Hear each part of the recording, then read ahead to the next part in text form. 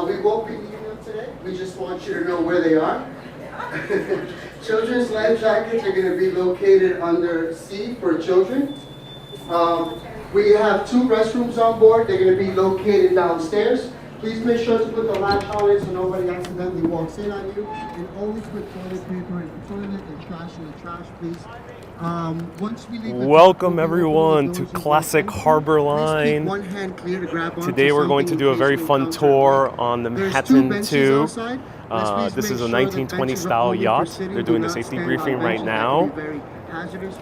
I'm Ariel, and I run a show called Urbanists Exploring Cities, and today I'm going to take you on a journey along the New York waterfront. We're going to go down Staten Island, Bayonne, and see the industrial and military history of the city. So enjoy the safety briefing, and our tour guide today is Andrew Gustafson, who's been doing exploring the history of New York for more than 10 years. So he's a veteran in terms of exploring the city and all of its interesting nooks and crannies. All right, great. Thank you so much, Ramon. So welcome aboard, everybody. So my name is Andrew Gustafson. I'm going to be your tour guide today. And welcome aboard this beautiful boat in the Classic Harbor Line and this special tour that we are doing in celebration of, today is the last day of Fleet Week. So we're going to do things a little bit different than our normal tours, a little bit of a different route because we have some special visitors in town during Fleet Week. So what I'm going to do first is just tell you a little bit about where we're going to go, what we're going to see, what we're going to talk about.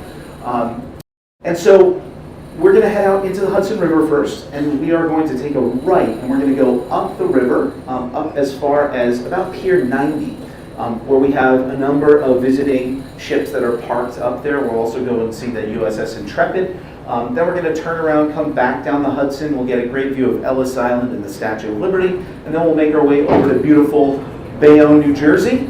And we'll see some naval vessels over there, and then we'll get a great view of Staten Island as well as we head down to the Staten Island Navy Pier. And we'll cut across the bay, make our way up the shore of Brooklyn.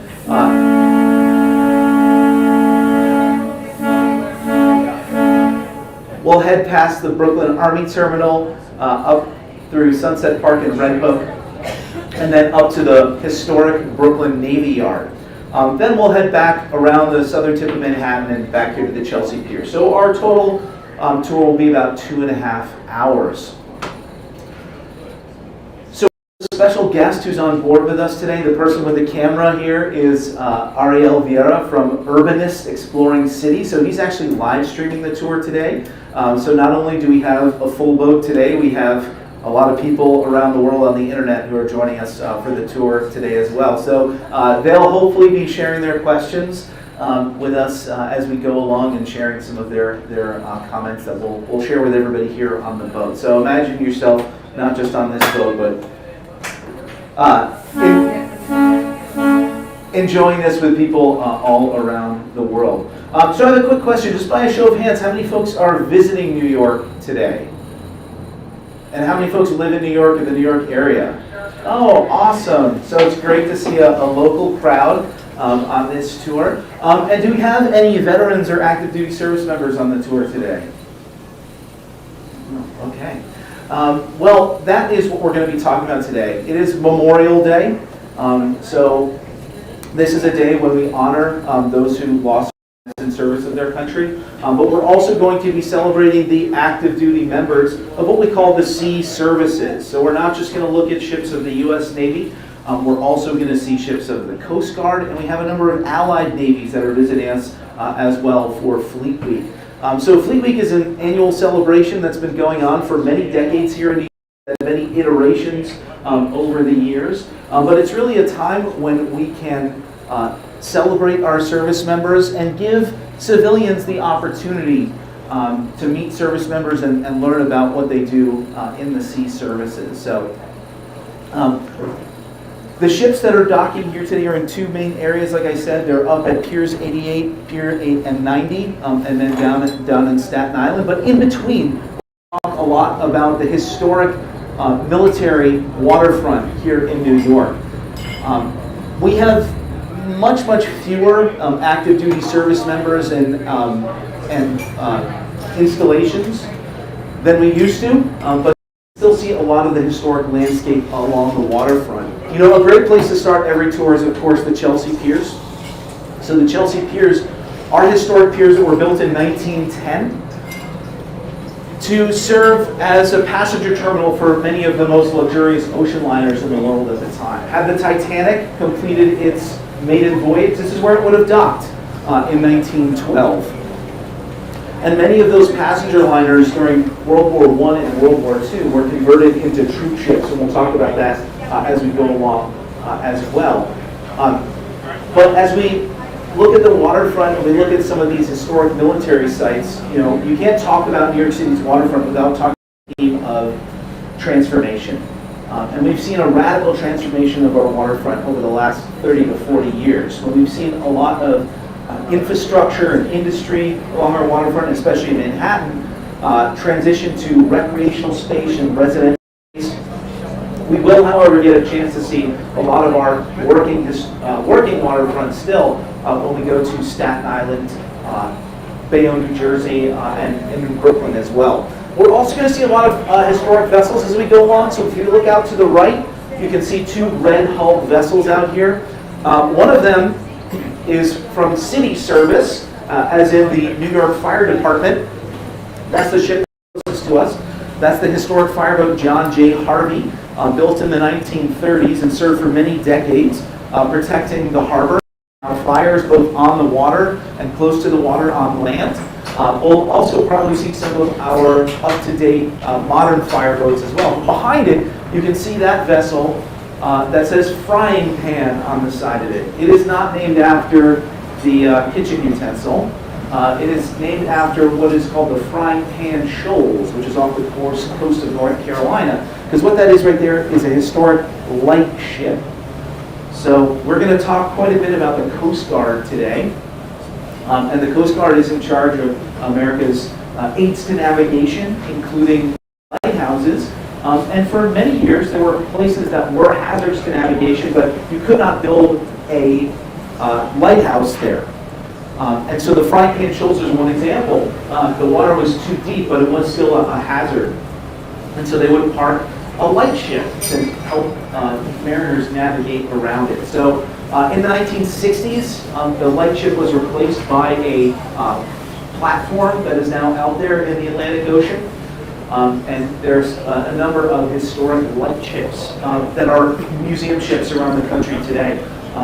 We actually have two of them here in New York Harbor, and we'll get to see both of them. So in addition to the Frying Pan, which by the way is now a restaurant, there's also the Ambrose light ship, which is over at the South Street Seaport. And that used to mark what's called the Ambrose Channel, which is the main channel that goes into New York Harbor from the Atlantic Ocean.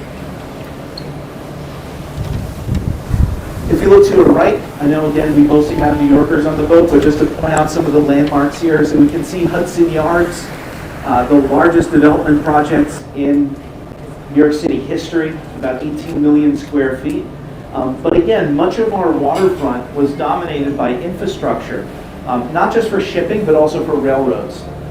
And in some cases, we still have active rail lines and rail yards along our waterfront, including right here. Hudson Yards, if you're not aware, gets that name from the rail yard that's underneath the buildings. These buildings actually don't have any basements. They don't have any foundations. They're actually built on top of a concrete platform that was built over top of the Long Island Railroad.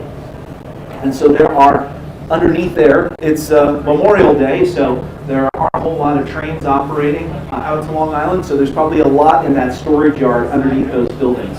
So one thing when you learn about New York City's history and architecture, especially here in Manhattan, is you soon discover that we have run out of space. There's no more space left to build on, so if you want to build something new, you got to up or over on top of something else. But we'll talk about the roles that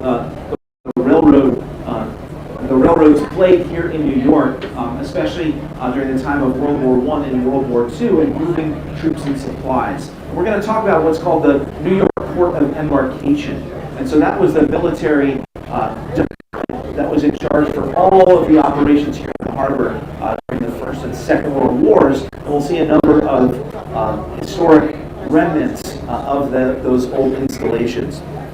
But now we're approaching the Intrepid. USS Intrepid is going to be coming up on our right-hand side in just a moment. This year is a banner year for the Intrepid. It's its 80th birthday.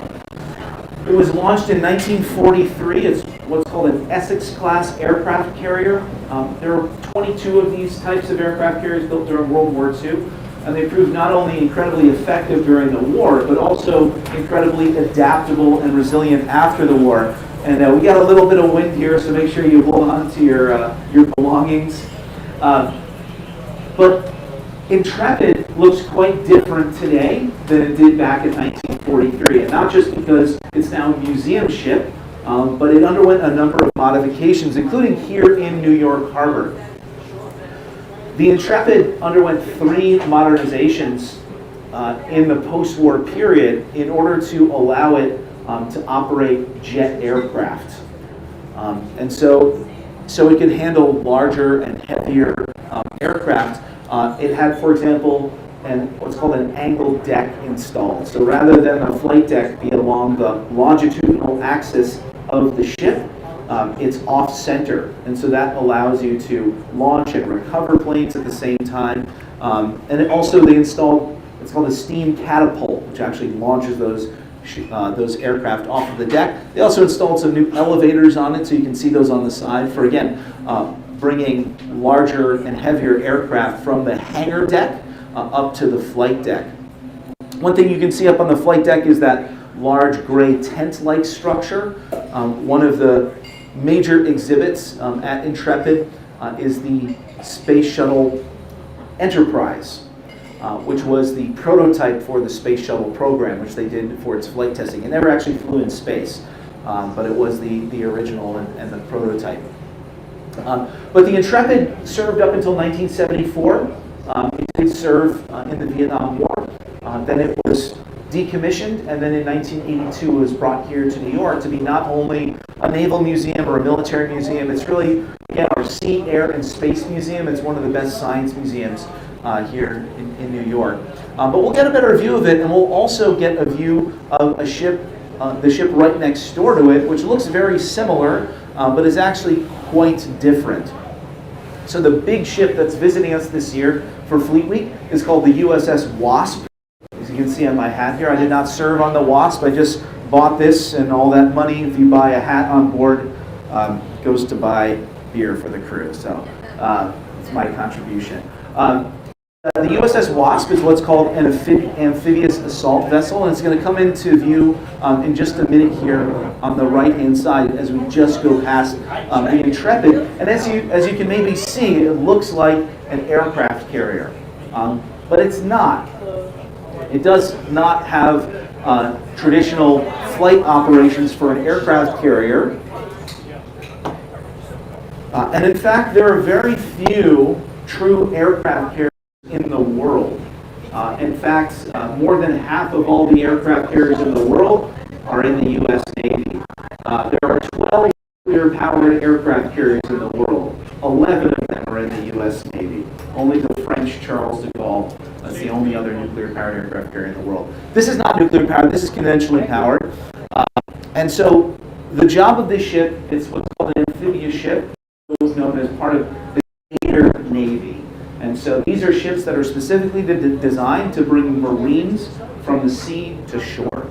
And so they do that through aviation and through boats.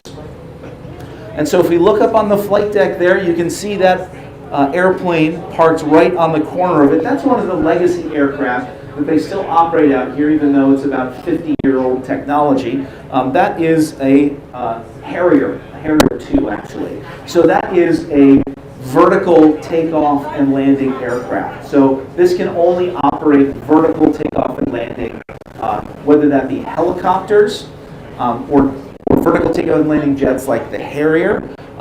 They also, we may be able to spot it if it's still on the flight deck, operate what's called the Osprey, the MV-22, which is a tilt rotor aircraft. So that can actually tilt its propeller blades in a vertical orientation and take off like a helicopter, and then they rotate forward and it can fly like a plane, which allows it to fly much, much faster. The Wasp is not embarked with its main aviation asset, which is the F-35B, which you may have heard about the F-35, the most expensive weapons program in American history. It's when all is said and done, it's going to cost northward of $1 trillion. That includes not just developing it, but actually buying all of the planes. They did not come here with the F-35Bs for Fleet Week, but they would all operate off of the flight deck up there. The other way that they bring Marines to shore is through what's called the well deck. So if you look directly to our right, just behind this patrol boat that's making sure we keep a safe distance, you can see that there's an opening. So the well deck is used, you can actually fit and you can launch boats out of there. One of the main type of watercraft they launch out of there is called an LCAC, which is a hovercraft, essentially. So they can take Marines and their equipment and bring them onto the ship. So the idea of this ship is to, again, close that distance between the sea and the shore for bringing Marines in. Now we can see the Osprey back there, just to the left of what's called the island. That's the tower where you have your bridge and your flight operations up there. You can just see those black rotors poking up there. On the other side of Pier 88, we can see one of the Allied naval vessels that's visiting us. It says H-131 on the back of it. That is the HMS Scott. That is an oceanographic survey vessel. It's the only survey vessel in the Royal Navy. So it is used for mapping the ocean floor, which is used for navigating submarines, and it's used for scientific purposes, environmental monitoring, things like that. This ship has also spent a lot of its career in the Antarctic. So the British still have a number of colonies in the South Atlantic, as well as a permanent scientific station on the Antarctic continent. So you may be able to make out its emblem is a penguin, which is on the side of the stack, the smokestack of that ship. This is nearing the end of its career. It's going to be replaced by a couple of new survey vessels that are under conversion right now in British shipyards that are going to be used largely for monitoring undersea infrastructure, like pipelines and communication cables and things like that. So the Scott will probably be ending its career sometime later this year, and it is for sale if anyone is in the market for it. So. But then when we get up to the other side of Pier 90 here, we can see two more vessels here. You can also see a barge right there. That's a bunkering barge, so that's actually loading fuel onto the ships. But the smaller ship that's closer to us, it says 701 on the side of it. That is a ship of the Royal Canadian Navy. You can always spot a Canadian Navy ship because it's a slightly different color. They use a more greenish gray paint on their ships. And the reason for that is the Canadian Navy has found that the ocean, since they operate predominantly in the Arctic region, is a different color. The more flat gray pattern of, say, U.S. Navy ships or Royal Navy ships is more neutral for all of the world's oceans. But if you're just operating in the Arctic, you should have a color that's closer to the seas where you're going to operate. So this is, like I said, the Glace Bay. So this is an offshore patrol vessel. Also probably nearing its retirement within the next couple of years. Directly behind it, we can see a much larger ship. And this is the Italian frigate Virginio Fassan. And so this is a Bergamini class frigate. And it's also something that you're going to see a lot of in the U.S. Navy in the near future. So again, to point out that ship, you can see it has that spherical radome up on the top of it. Maybe you can make out the Italian flag back there as well.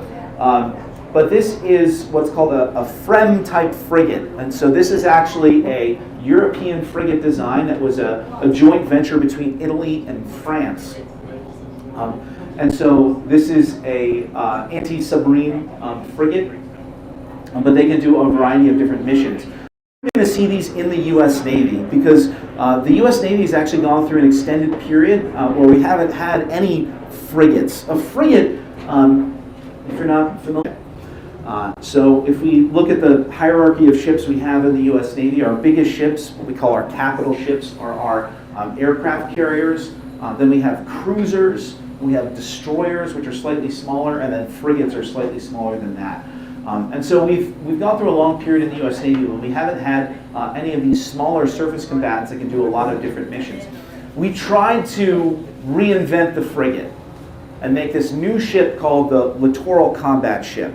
These were developed in the late 90s, early 2000s, and we built about 3 dozen of them. They don't work. We've lost about 20 years of shipbuilding and development because of these really bad ship designs. And so we're decommissioning these ships. Some of them are 3 years old and they're being decommissioned. What's going to replace them is called the Constellation class frigate. And rather than try and reinvent the wheel, come up with a whole new design, the U.S. Navy smartly has decided to take an off-the-shelf design from this European frigate and adapt it for U.S. Navy needs. And so using off-the-shelf designs and technology is one direction the Navy has been moving in recently, because we've had a period of about 20 years of a number of failed ship designs. And there's a huge cost, not only in building the ships, but there's an opportunity cost that's lost as well. You weren't building something else instead. And so the Constellation class frigate is going to look very, very similar to the Virginio Fasan. It'll be a little bit larger and be designed for a slightly different mission set. But those ships are starting to be built now. The first one is going to be built in Marinette, Wisconsin, actually by a shipyard that is owned by Fincantieri, which is the Italian firm that actually built that ship as well. So maybe if you come to Fleet Week in 6 or 7 years, we might have a Constellation class frigate coming to visit us in the future. So as you notice, we turned around. We're going to start cruising down south and making our way towards the upper New York Bay. I should mention that throughout the tour, please feel free to ask any questions that you have as you go along. Yeah, we have a question right here. Yeah. So that survey ship you were talking about, is it ever used for sunken treasure? Okay, the question was, the survey ship we saw, is it ever used for sunken treasure?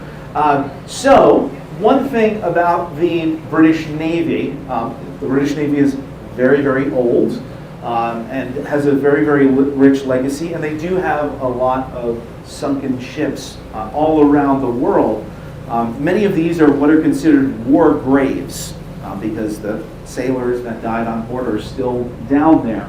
And so it's actually a very high priority for the Royal Navy to protect these war graves around the world. So they do regularly monitor them and survey them, not to recover things from them, but just to make sure that they are not disturbed.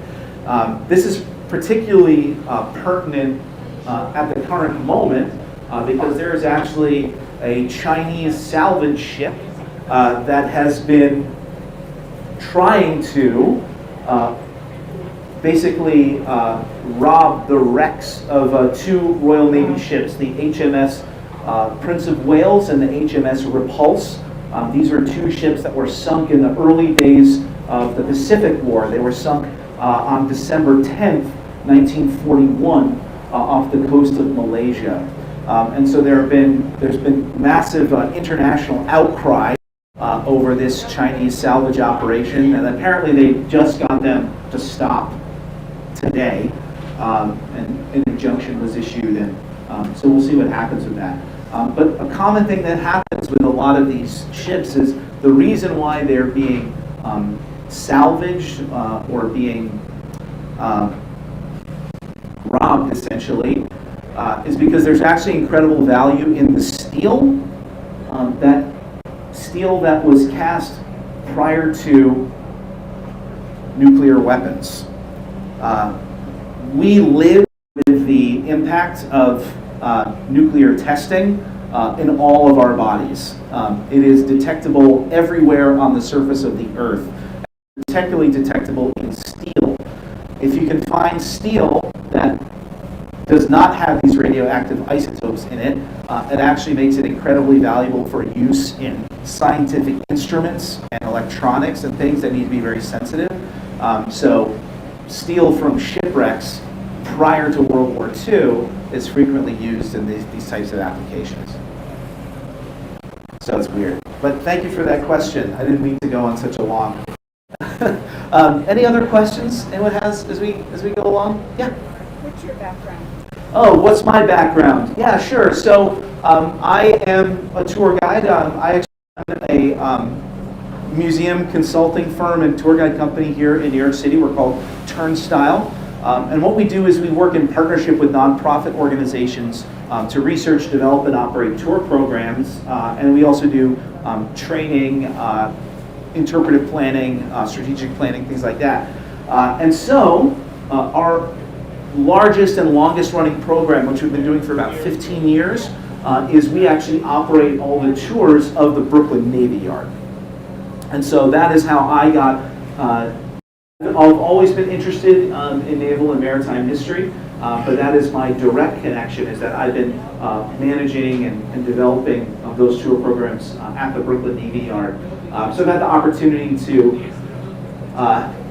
host a lot of veterans, a lot of former workers at the Navy Yard, active duty service members, so we have a lot of naval connections through that. We also run the tour programs at the Brooklyn Army Terminal, which we're going to see a little bit later on in the tour. So we have a lot of military history connections. And my background before I started doing this was in academia. I was studying geography, actually. So, yeah. All right, any other questions? So we're back to where we started now. So we're coming past the Chelsea Piers here on our left-hand side. You can also see on the left Pier 57, this metallic mint green pier right here. Also part of the Chelsea Piers complex. This was built by the Grace Line in the 1950s. The Grace Line operated both passenger and freight service largely in South America. And so this is their main pier here. When it was built, it was called the Super Pier because it was so large. And actually wouldn't. It's floating. So underneath it, there are these big concrete boxes that float just above the surface of the Hudson River, and that's what holds up the pier. It's a bit of an engineering marvel. Today, that pier is now home to Google, which has offices in it. There's a park on the roof, and on the first floor now there's a food hall run by the James Beard Foundation. Also, City Winery is inside there as well, which is a great winery, restaurant, and music venue. Now we're coming past here to our left. That is Little Island, designed by Heatherwick Studio, which is a new pier built on the footprint of the old pier that was there, Pier 55. And then next to that, we can see a pier of the New York Fire Department. So that fireboat right there, I promise you would see one of the modern fireboats. That is called the 343. And that is named for the number of firefighters that were killed on September 11th here in New York City. So as we go along here, you can see this greenery on the water's edge. This is all Hudson River Park, which is built on the footprint of old working piers. It was established in the late 90s. We'll again see some historic remnants. But I want to just point out this art installation we can see to your left. So that gray, light gray building right there, that's the Whitney Museum of American Art. And now directly between us and the Whitney Museum, you can see this structure that's made out of steel pipes. And what that is not an old abandoned pier. That is actually a sculpture that was installed last year or 2 years ago. Done by the artist David Hammonds, and it's meant to be an homage to the missing pier sheds that were along the waterfront here. It's also an homage to a very specific artwork that was done back in the 1970s. As these piers were starting to shut down, and we'll talk about the reasons why the piers closed, but as they were starting to shut down, an artist named Gordon Matta Clark went out to these pier sheds that were just these big, corrugated metal sheds out on the pier, and he cut big holes in them and then photographed the way the light passed through them. And so Hammond's piece is also an homage to that. We're going to draw your attention to New Jersey now. If you look to the right-hand side, you can see that brown clock tower. Almost looks like it's made out of chocolate, and it says Erie Lackawanna on it. That is the Erie Lackawanna train terminal in 07. And we can't talk about the military history of the harbor without talking about how you got troops and supplies into the city. Because this river we're in right now, the Hudson, was a major barrier and still is in some ways today. If you took a train journey into New York prior to 1908, your train journey ended at the river edge. There was no crossing of the Hudson River. And so you can see this terminal was built with those ferry slips right there. Today we do have passenger train tunnels that go underneath the river. We have the Amtrak, the New Jersey Transit, the PATH train tunnels. Many people still commute across the river by ferry, but when this was built in 1907, that was the only way that you could get across the river. And so for, say, troops coming into New York during World War I and World War II, many of them had to take a ferry. So they would come into these train terminals on the New Jersey side if they were coming from encampments or supply depots west of the Hudson River. They would have to take a ferry to transfer them over to the piers and the warehouses in New Jersey, in Manhattan, or over in Brooklyn. And we'll see a number of examples of this type of infrastructure from prior to 1908. Of course, if you want to cross the Hudson River today, you can take the train or you can take your car, which you do right here. So if you look to your left, you can see that tower, that brick tower with the vents on the front of it.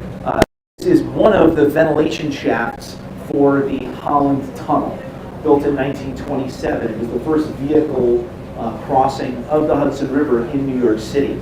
And so you can see there are actually 2 towers on the Manhattan side and 2 towers on the New Jersey side. And we'll see a number of other of these ventilation shafts as we go along as well.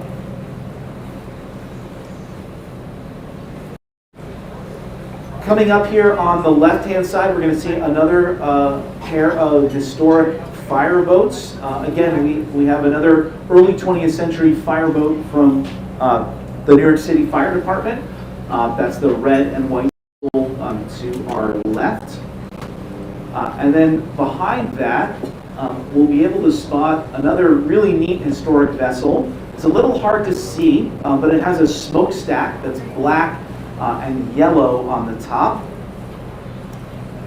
And it'll come into view just between piers 26 and 25 here on the left-hand side. That is the Lilac.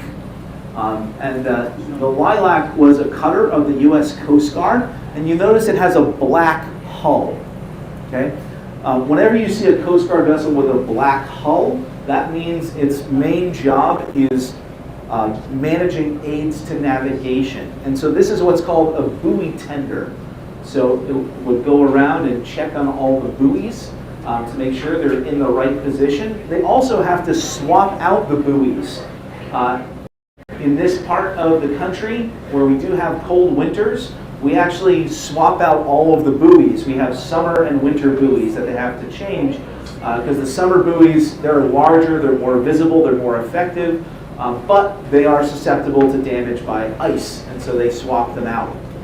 And actually, we don't get ice in New York Harbor anymore, but we do get ice not too far up the Hudson River. And so we have hulled Coast Guard cutters based here in New York that actually break the ice up the Hudson River to keep this channel open.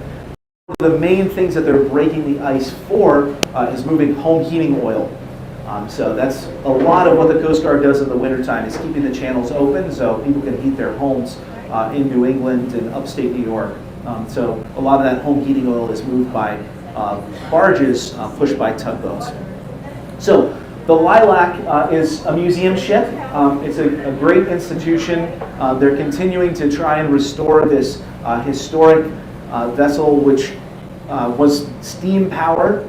And so if you're ever down there, go and check them out. Say hello to Mary, who runs the museum there. Now to our left, we're coming past Battery Park City, and we can see behind that One World Trade Center,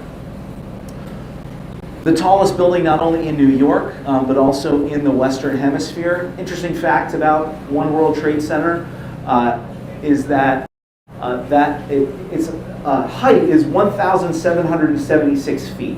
So it's a historic height of 1776. That height includes the spire. There's actually an international committee that determines how tall really tall buildings really are. And so they determined that that spire is not a mechanical feature. It is an integral part of the architecture of the building. So that does make it the tallest building in the Western Hemisphere, regardless of what anyone from Chicago may say otherwise. So, but down and to the right, you can see that there's a gap in there. That's where 2 World Trade Center may be built. Then we have 3 World Trade Center that has those diagonal braces in there, and then 4 World Trade Center, and then 5, 6, and 7 as part of the rebuilt complex. Right in that neck of Manhattan, though, you can find a very, very important building when we talk about the World War II history of New York. And I can just see the corner of it. You have to know what to look for. But it's this beautiful Art Deco building at 90 Church Street. So if you've ever gone to the post office in Lower Manhattan, that's where the post office is. And during World War II, it was a post office, but it was also the home of something called the Eastern Frontier. And so this is where they managed all of the convoy operations during World War II. So it was this massive nerve center for directing the convoy ships carrying troops and supplies, but also all of the escort ships going across the Atlantic. So a lot of activity in New York City during World War II, and arguably, this was the most important and the busiest port in the world during the Second World War.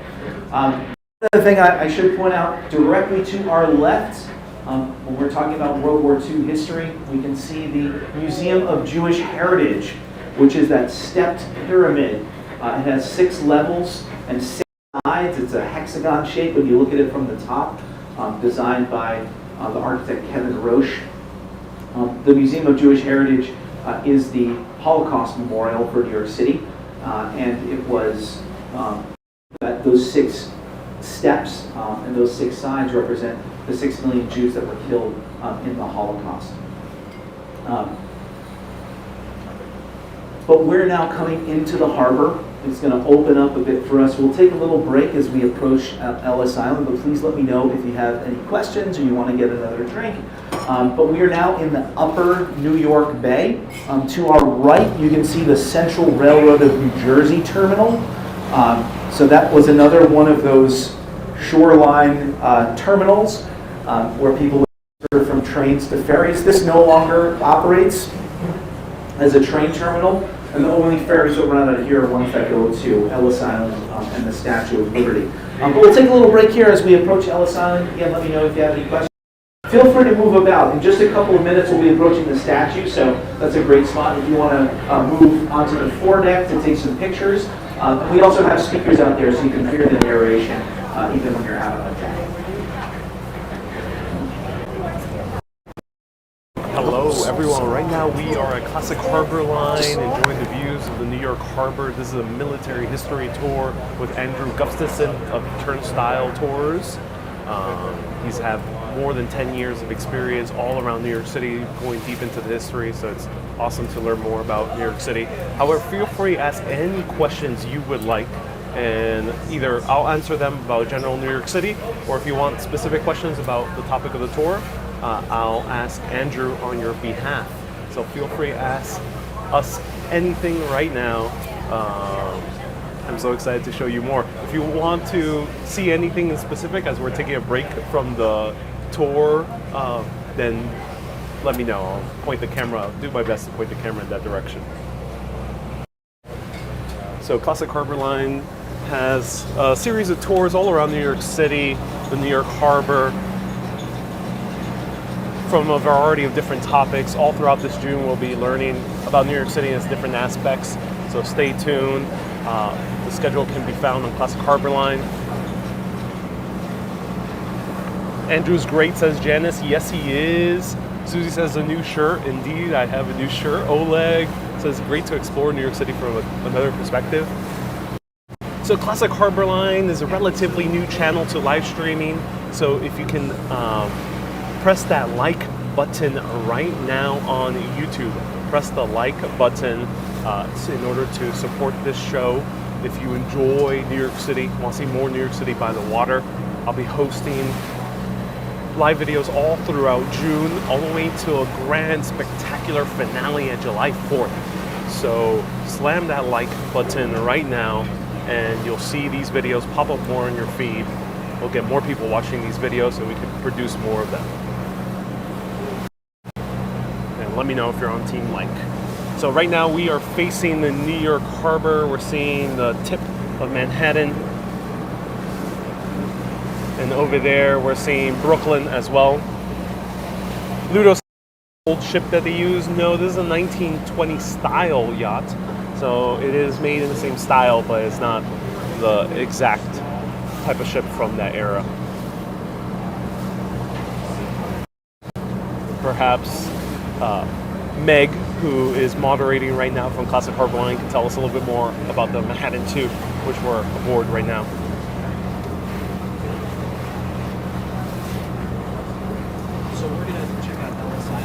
Oh, very cool. Awesome.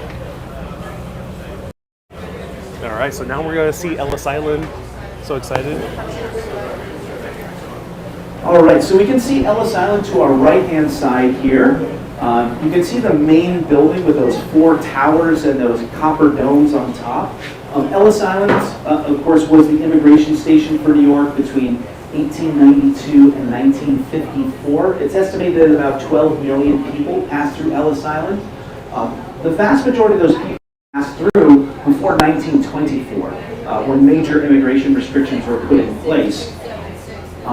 During World War I and World War II, Ellis Island was actually an internment camp. So during World War I, a lot of the people that were interned on the island were German nationals. Most of them were sailors. So German ships that were here in the harbor at the moment when the United States declared war on Germany in 1917, the ships were impounded and the sailors were interned on the island. Also, a number of other what they deemed to be enemy aliens were interned and then later deported. One thing about New York in World War I is they actually passed a law that said no German nationals could live within a mile of the waterfront. That's basically all of New York City. And there were a lot of Germans back then. So they found that this law was totally unenforceable, but a few people were deported for violating that law. What they found, though, was that they were taking people, say, from Brooklyn and Manhattan, and then putting them on Ellis Island. The idea was that if you were close to the waterfront, you could watch the movement of ships. Well, they got a great view of all the movement of ships here on Ellis Island, and they found that some of them were actually passing information to family members, and so then they deported them all to North Carolina. But during World War II, similar thing happened. Both German and Italian nationals, again, most of them seafarers, were interned on Ellis Island. And during World War II, there were a couple of occasions when they were actually repatriated in the middle of the war by neutral nations. Swedish ships actually came to Ellis Island and brought those Germans and Italians back. One other interesting thing about the Italians is that Italy switched sides during World War II. So in September 1943, Italy surrendered, and we had a lot of Italian prisoners of war here across the United States, but especially here in New York. And so all of a sudden, they're no longer prisoners of war, but the Italian government said, please don't send them back because we have no place to put them because they're under German occupation. And so they actually created something called the Italian Service Units. And so these were POWs who, as they just had to pledge allegiance to the Allies, and then they worked in the harbor during World War II. Forgotten little piece of history. So now we can see the Statue of Liberty here to our right. A little bit of history about the statue. It was conceived in 1870, of course, as a gift from the people of France to the United States. You'll notice the statue is in three distinct parts. We have the statue itself, the green part, which is the gift from France that was fabricated in France. We have the pedestal. That was the responsibility of the American committee to raise money for the pedestals. It was all private money.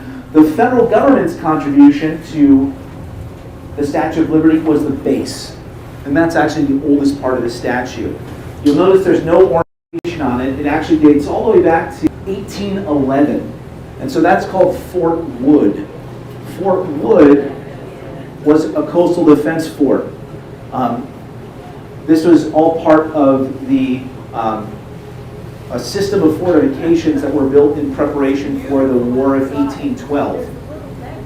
And so basically this was an obsolete fort in the 1870s and 1880s when they were developing the Statue of Liberty, so the federal government gave it up and they built the statue on top of it.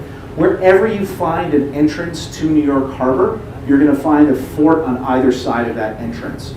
Some of them, the oldest ones, are from about 1811. You'll find ones that were built in 1880s, 1890s, and some that were even refurbished in World War II. But every time you enter the harbor, you're going to find these pair of forts. And we'll see another pair of them as we get closer to the Narrows down by the Verrazano Bridge as we head south. But we're going to make a right turn in just a minute, and we're going to head closer to the shore here in Bayonne, New Jersey. And we're going to take a look at the industrial waterfront here in New Jersey, where you can see all of these container cranes.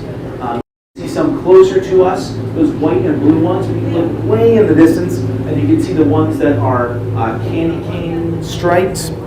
And we're going to talk a bit about the working waterfront. One thing about New York Harbor, you know, I said during World War II this was the busiest harbor in the world. Well, guess what? Today, New York Harbor is still one of, if not the busiest port in the United States. So we routinely outrank Los Angeles and Long Beach for most traffic here in New York Harbor. Most of that activity takes place on the New Jersey side of the harbor. We have 6 container terminals here in New York Harbor,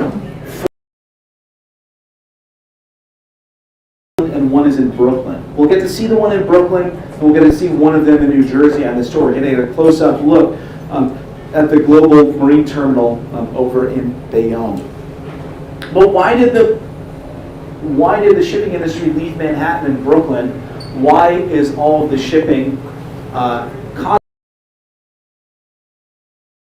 the harbor? Well, the reason why is all those multicolored boxes you can see off there at about 10 o'clock. Those are shipping containers. The shipping container was born here in New York Harbor. The first successful commercial shipment of containerized cargo took place on April 26, 1956. It was a ship called the Ideal X, and it shipped out from Newark, New Jersey to Houston, Texas. And this was the idea of a guy named Malcolm McLean, which he said, what if we had one standardized box that we could put on a ship and put on a truck and put on a train? That original shipment carried 53 containers. Today we routinely get ships here in New York Harbor carrying 15,000 containers. But it's really, you know, I would argue it's the most important invention of the 20th century, and it totally transformed our harbor.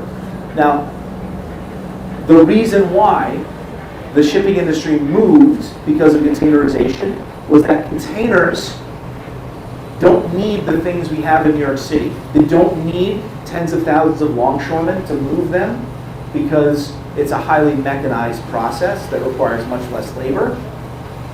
Previous to that, you're moving things break bulk. So what that means is you're picking up every barrel and bag and crate and moving them by hand, essentially. Also, you don't need all of the warehouses in Manhattan and Brooklyn because these steel boxes are their own warehouse. What you need instead is open space to stack and sort containers, and you need good transportation connections to railroads, and in the 50s, the emerging interstate highway system. We did not have those things in New York City proper. They had them here in New Jersey. So that shift starts to happen shortly after the Ideal X sales. So barges actually go all over the port. Yeah, so we have barge terminals in Staten Island, in Brooklyn, in New Jersey. So barges move all around. They do lots of different jobs around the harbor. Where we are right now, this is called the anchorage channel to our left. So that's where we have all the barges sitting out here. But as we approach the shore, I want to point out one other important piece of infrastructure. It's a little hard to spot, but if you look directly to our right, you should be able to see a dark blue crane back there. It's a gantry crane. It's parallel with the horizon. Now just look to the right of that blue crane. You can see a very, very light gray building. It's like a house on stilts.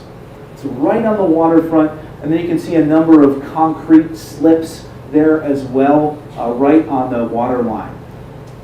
That is what's called a transfer bridge. So I said before that we have passenger train tunnels that go under the Hudson River. One thing we don't have are any freight rail tunnels or bridges under the Hudson River or under the harbor. So if you have a freight train over here in New Jersey and you want to get it into Manhattan or Brooklyn or Queens or the Bronx, you have two choices. You can either go up the west side of the Hudson River to Selkirk, New York. That's 150 miles up the river. And cross the river there and come 150 miles back on the east side. That's option one. They call that the Selkirk Hurdle. Option two is you can take that freight train and you can drive it onto a barge and float that barge across the harbor. And so that's what they do right there. Transfer bridges used to be all over the harbor. This is how we move freight around. Today there are only two still operating in the harbor. One here at the Greenville Yard in Jersey City. The other we're going to see as well, which is over in Bay Ridge, Brooklyn at 65th Street. So we do still see freight trains moving back and forth across the harbor by barge. It's still an important part of our transportation infrastructure. But now we're coming up to the terminal here on our right. This, as you'll maybe be able to tell, this is an artificial peninsula. So this was built in the 1970s as containerization was growing in popularity. And so they built this massive artificial peninsula so they could have a open space and a lot of docking space in deep water for these large container ships. And so Bayonne, actually for a long time, this is where all the biggest container ships came here because previously, up until a couple of years ago, the really big container ships could not get around Bayonne and up into Newark Bay because the Bayonne Bridge was too low.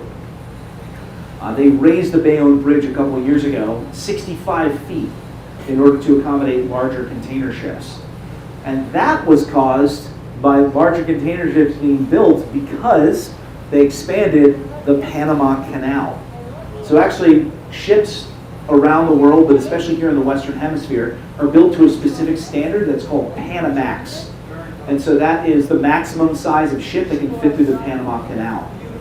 When they expanded the Panama Canal a few years ago, that meant there was a new Panamax standard, and so we had bigger ships, and that meant every port in the Western Hemisphere, if they wanted to accommodate these new ships, had to deepen their channels, they had to raise their bridges, they had to install larger cranes that could fit over top of the ships.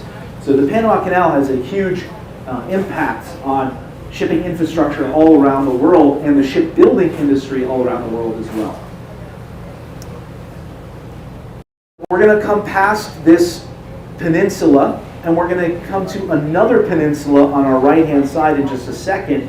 This one, the next one to the south, was built in the late 30s, early 40s for the Navy.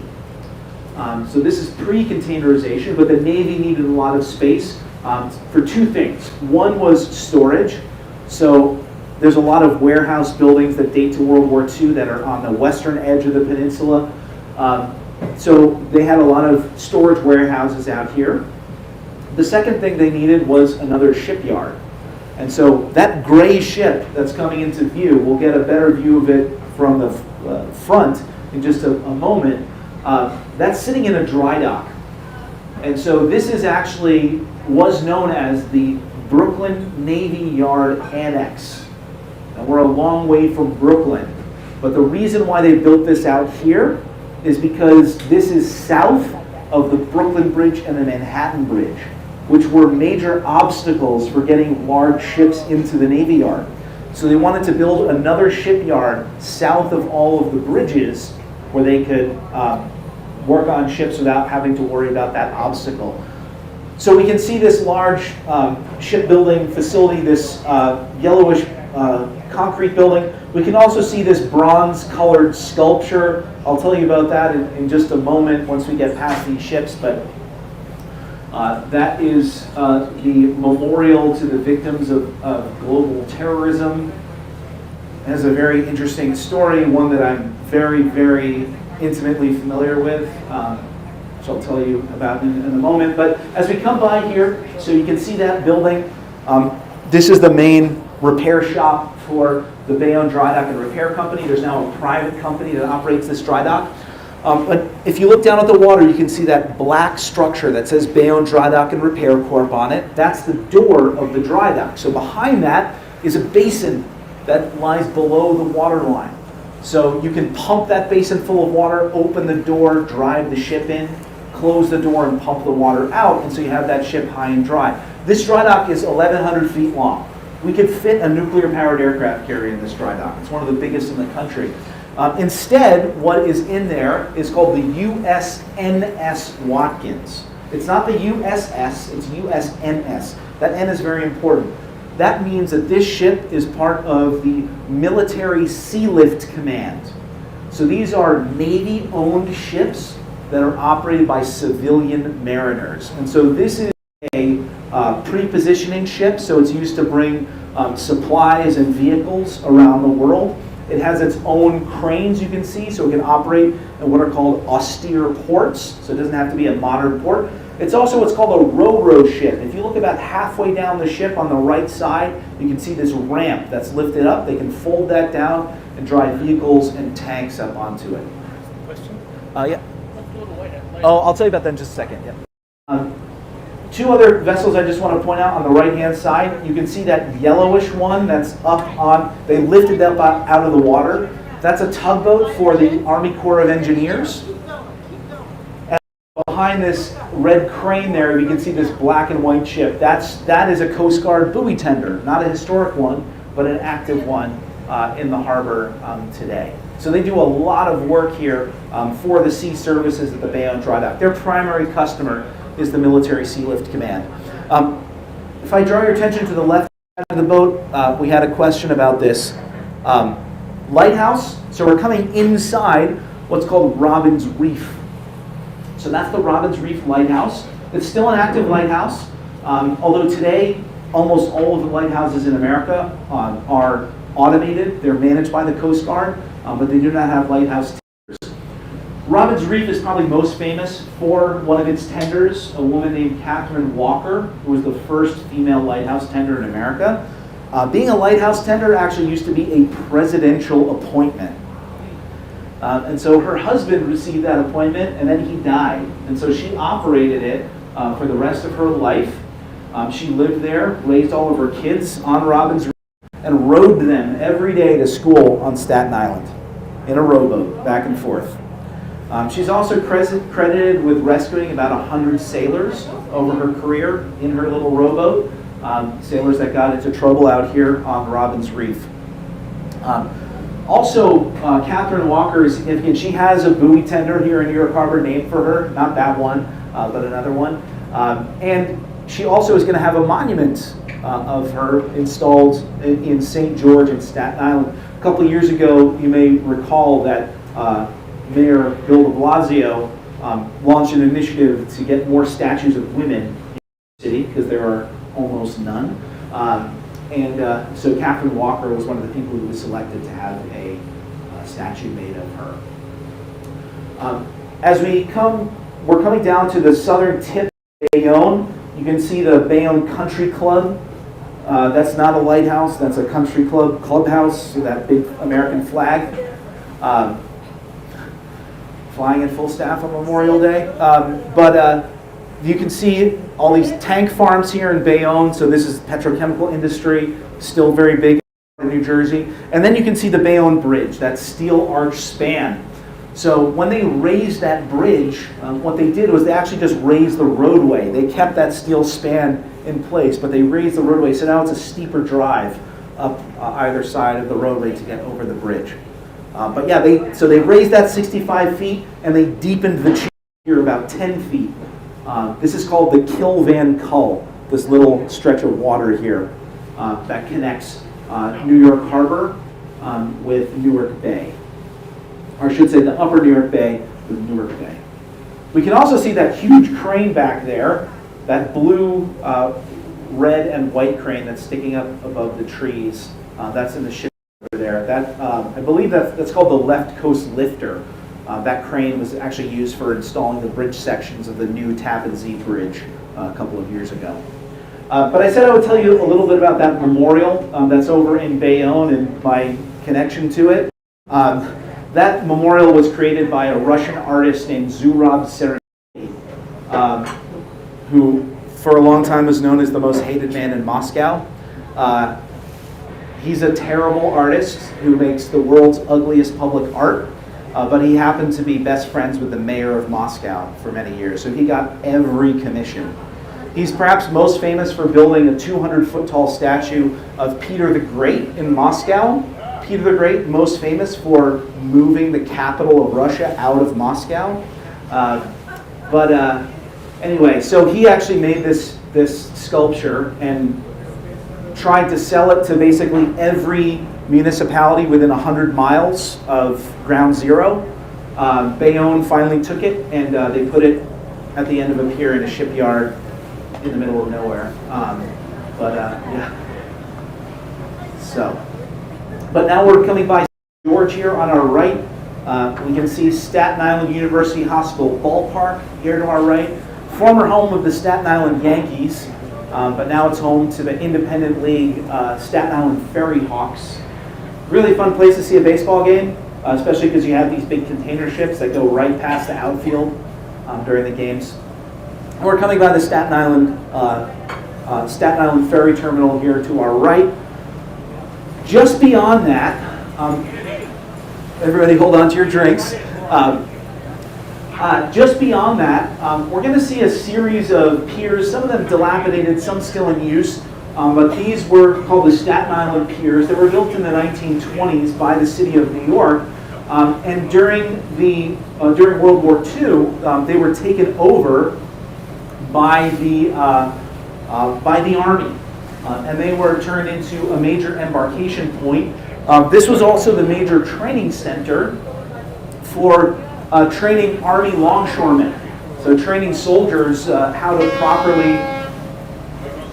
properly load and unload ships. So there was a training school over here.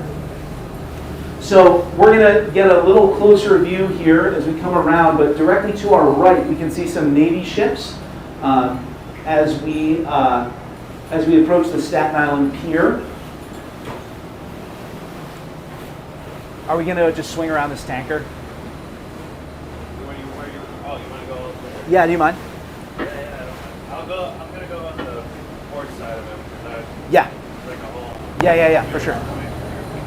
Okay, so we're just going to swing around here. We have a lot of traffic in the channel here. But to the right, you can see a pair of Navy ships parked at the pier. I'll tell you about them when we get a little bit closer, but first I'll tell you about that pier out there on Staten Island. So to our right, this is the neighborhood of Stapleton. And we have this huge pier out there, which is called the Navy Pier. It's not a Navy base, so some people wonder why is it called that. Its official name is actually USS the Sullivan's Pier. It was renamed in the 90s. But this pier was actually built in the 80s. And it was built for a very specific purpose. So during the 1980s, President Ronald Reagan set a goal to expand the U.S. Navy to 600 ships. Today, the U.S. Navy is about 270 ships. So it's more than twice the size of what it is today. One of the ways he wanted to get to that number was by recommissioning 4 World War II battleships. The USS Iowa, the USS Missouri, the USS Wisconsin, and the USS New Jersey. And so each of these battleships would be part of what was called a surface action group. So there would have been a number of other ships with them, and the surface action group of the USS Iowa was going to be home ported right here in Staten Island. This was a very, very controversial move. For one, there was a lot of local opposition to it, but also across New York City and across the region, especially in the anti-nuclear. None of these were nuclear-powered vessels, but they were armed with nuclear weapons. And so actually in 1985, there was a referendum in New York City, which passed, which declared New York Harbor a nuclear-free zone. So you could not bring nuclear-powered vessels or nuclear-armed vessels into the harbor. Now, that has no force of law. The city of New York cannot regulate that. They cannot tell the Navy what to do. But it was indicative of the really, really strong local opposition to this project. The Navy built the pier. They plans to build all sorts of administrative buildings. One in April 1989, while doing gunnery exercises off the coast of Puerto Rico, turret number 2 of the USS Iowa exploded, and it killed 47 sailors. So part of the reason for this was it's believed the gunpowder, some of which had been manufactured in World War II, unstable. But that basically spelled the end of the battleship refit program. And so they ended that program shortly thereafter. The second thing that happened, of course, was the end of the Cold War. And so we have this huge drawdown of the American military, and one of the projects that got the axe was the Staten Island home port. So what we're left with is the pier. And then nothing was built there for almost 30 years. Housing was finally built there, and this development is called Home Port. It only opened just a couple of years ago. But we still have this pier. One of the FDNY units is based there, so that's that red building you see there. But the main thing it's used for is once a year for Fleet Week. So we have a pier out here that can accommodate Navy ships because it was built for the Navy. But we're going to see 3 vessels as we approach here. I guess I'll go from smallest to largest. The smallest one you see there, that white Coast Guard vessel, that's called the cutter Warren Dempertz. This is a Sentinel-class cutter. One of the things I said before about that Italian frigate is how the U.S. Navy has wised up and is starting to use more proven designs. This is the case with these Sentinel-class cutters as well. This is actually a Dutch design, and they become one of the most prolific and successful ships in the Coast Guard. They're going to be building over 60 of them. They've now just passed 50. They're all built by Bollinger Shipyards down in Louisiana. But they're what's called a medium endurance cutter. So they're designed for all sorts of roles: law enforcement, fisheries enforcement. They can go out for several days or longer. And we have them deployed across the country. This one is based up in Boston, but there's even a squadron of the Sentinel-class cutters that's out in Bahrain, and they provide port security for the U.S. Navy out there. So they serve in many, many different corners of the globe. Next to it, we see a very interesting looking ship with that 12 written on the side of it. That's the USNS Newport. So again, that is military Sea Lift Command ship driven by civilian mariners. This is what's called an expeditionary fast transport, and it is very fast. This is a catamaran. It's made out of aluminum. It's extremely light, so it can hit 43 knots. And it is designed for bringing people and supplies to all different corners of the globe. One challenge the Navy has is, I said we're missing some smaller surface ships.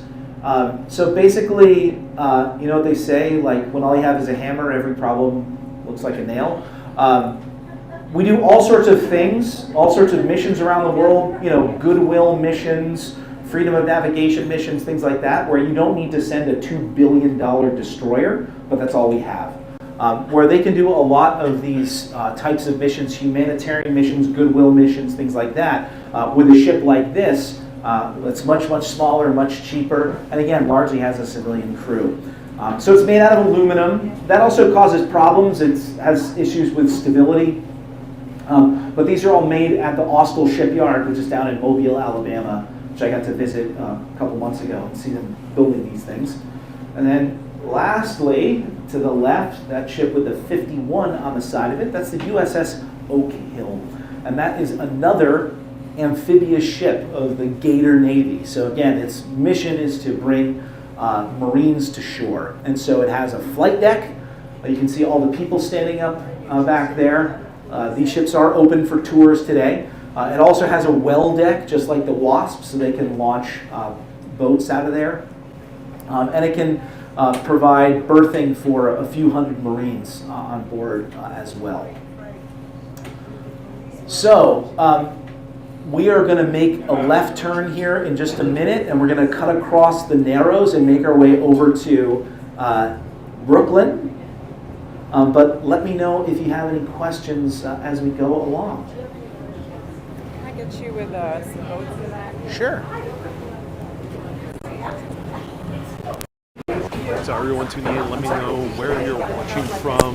So glad we have so many people tuning in. Like Sally-Ann, Mike Wong. I'm happy we can show you some of the New York Harbor. That's such No.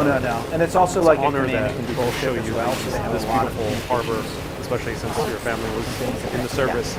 And Janice, nice to see you here. Hello, Abby. The tour's very informative. That's awesome. Kay says I'm doing a great job. Thank you so much, Kay. Hello, Ginger. Oleg says, smooth ride, no seasickness. Yep, that's the benefit of watching live. You can enjoy all the ride without any seasickness. But overall, this is a very smooth ride. I have pretty good tolerance for seasickness, which is nice, but I feel zero every time I take these tours. They're very smooth.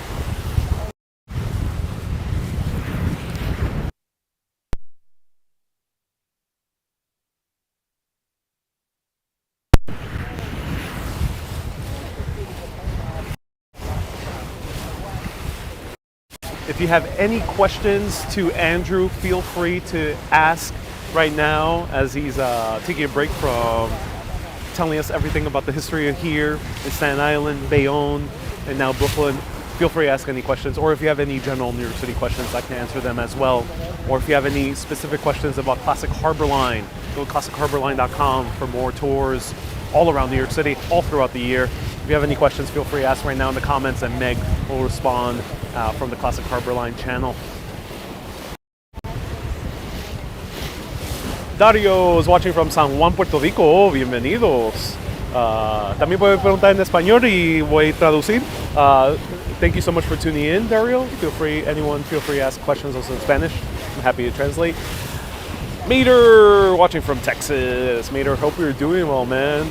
I hope Nader as well is great.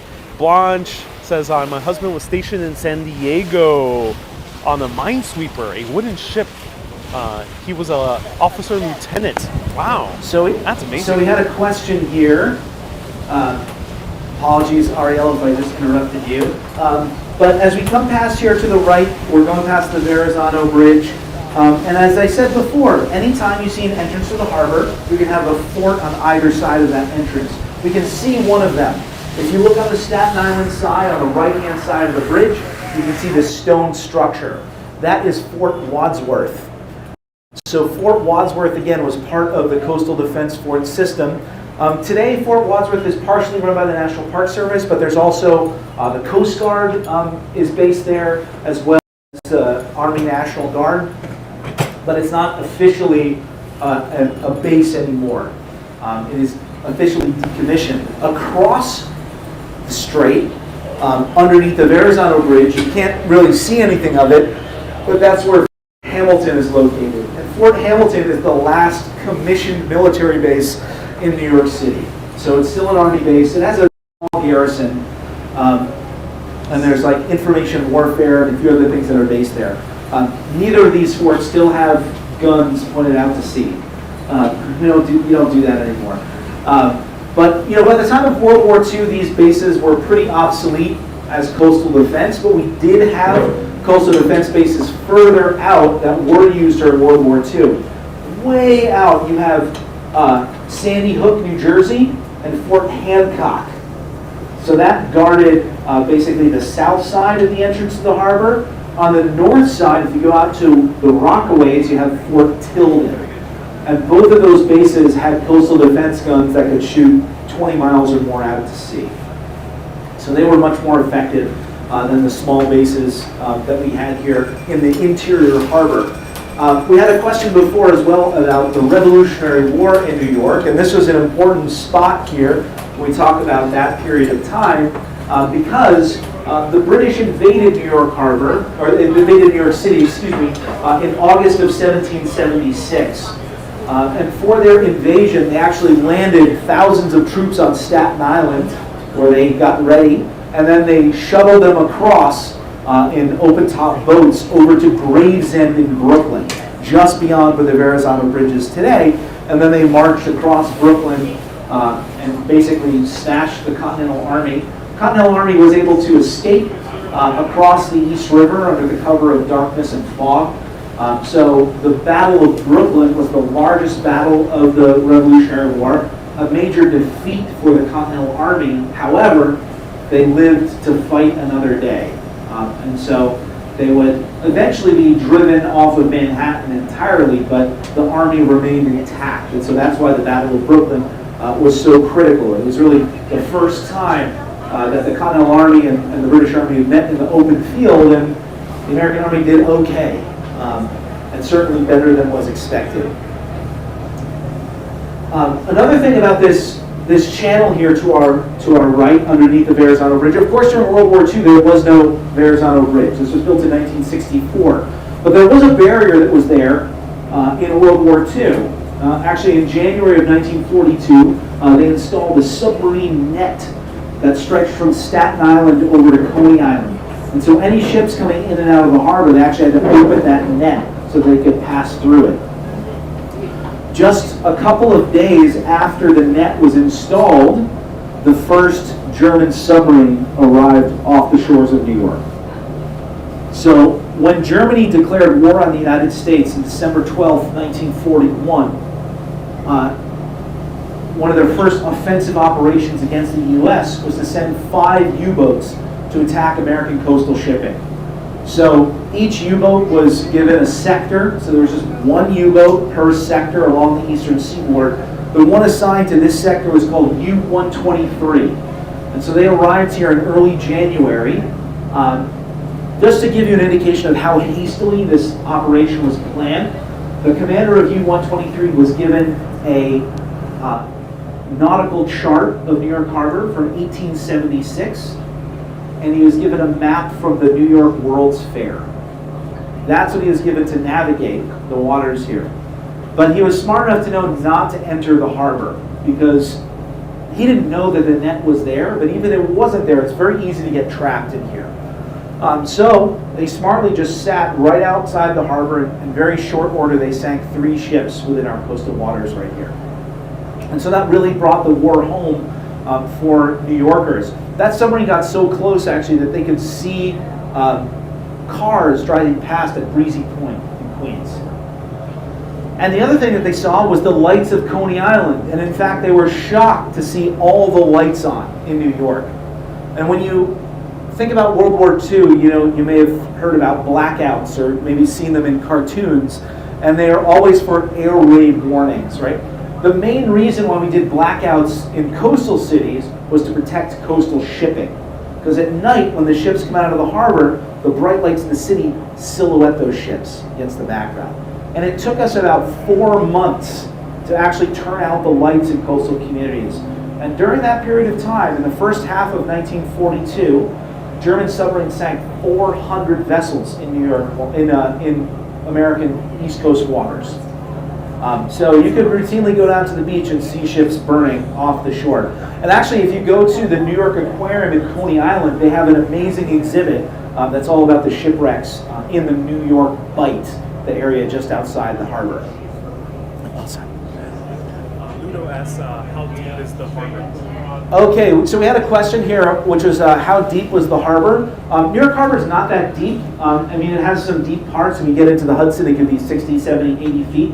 But the harbor naturally won't be that deep, maybe 25, 30 feet. So we have to dredge it.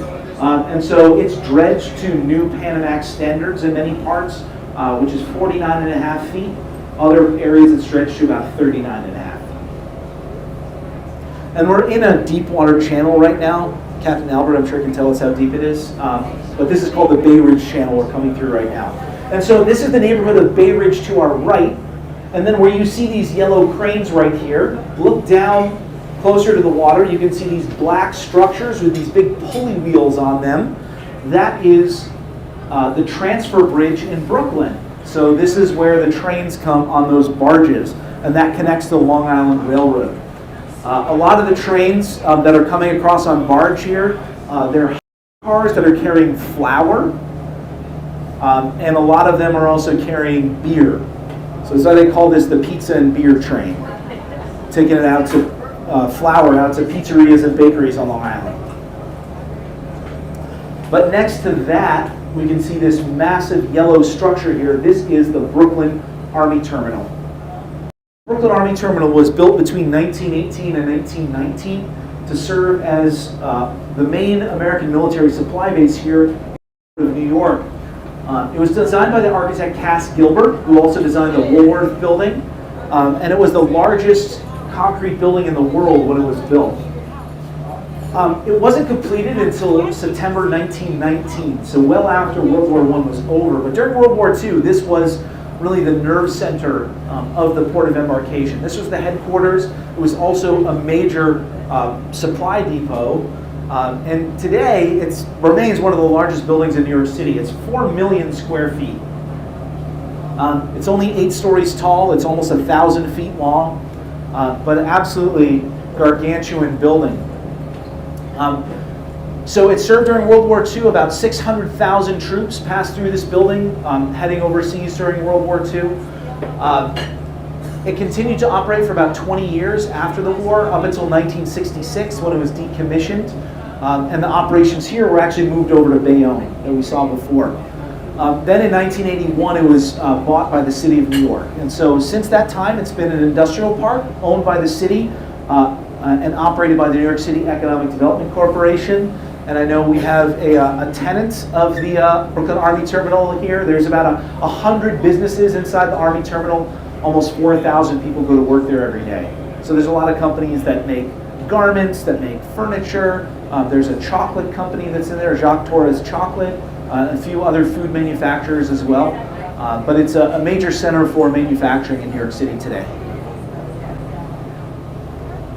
And as we go past the Army Terminal to our right, we're now in the neighborhood of Sunset Park. And I want to point out one building here. To our right, it looks like a barn. It has this semicircular roof that's brown and it has a big hole in it.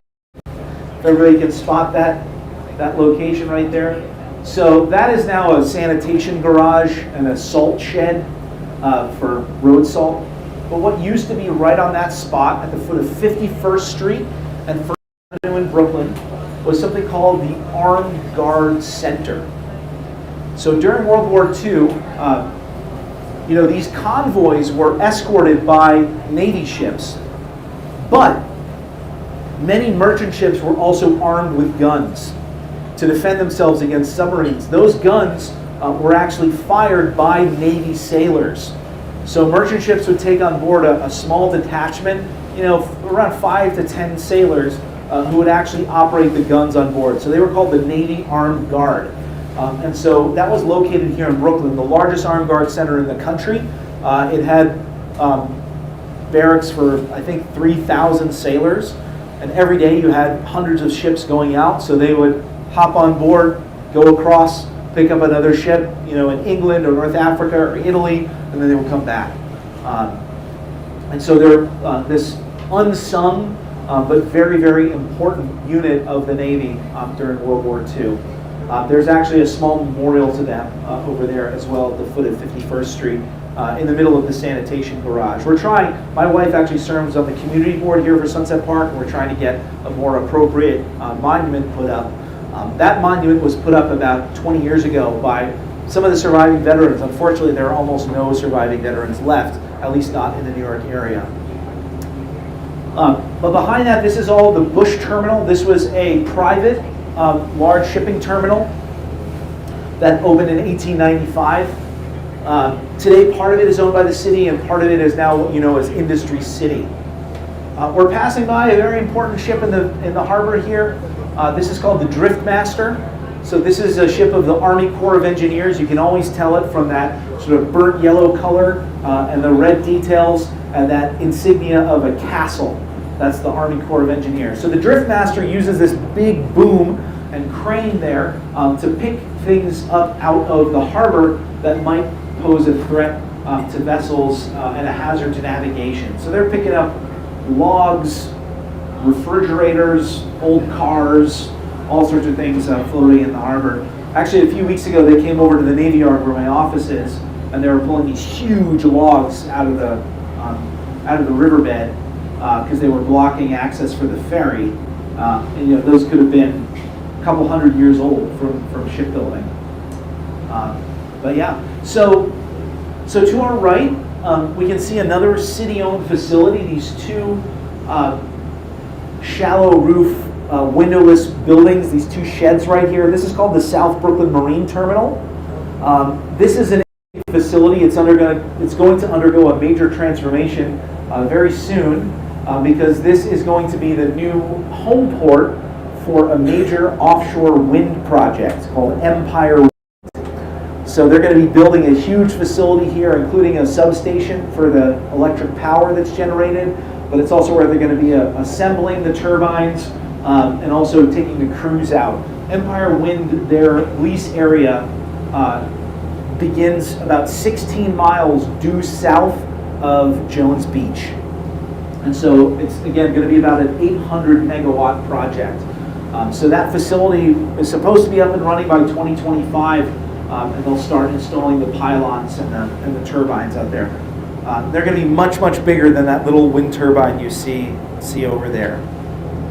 That wind turbine provides some electricity to the major recycling facility over there. That's Sims Recycling. It's the biggest recycling facility in the city.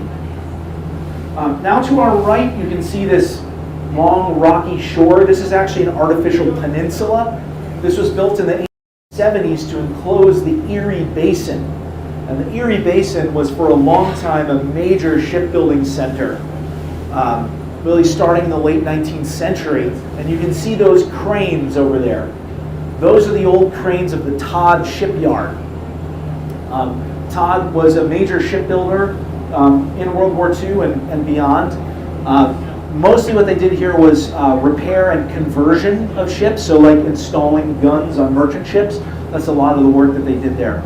They also had one of the biggest dry docks in the harbor. It was over 700 feet long. And that's why it was very controversial when they built IKEA in 2005. Many people protested the fact that they were going to build the IKEA on top of the old dry dock.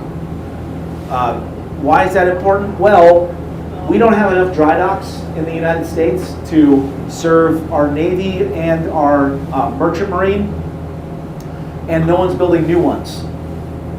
So we got to keep the ones that we have. So a compromise was reached. Rather than build the building on top of the dry dock, they put the parking lot on top of the dry dock, and they filled it with sand.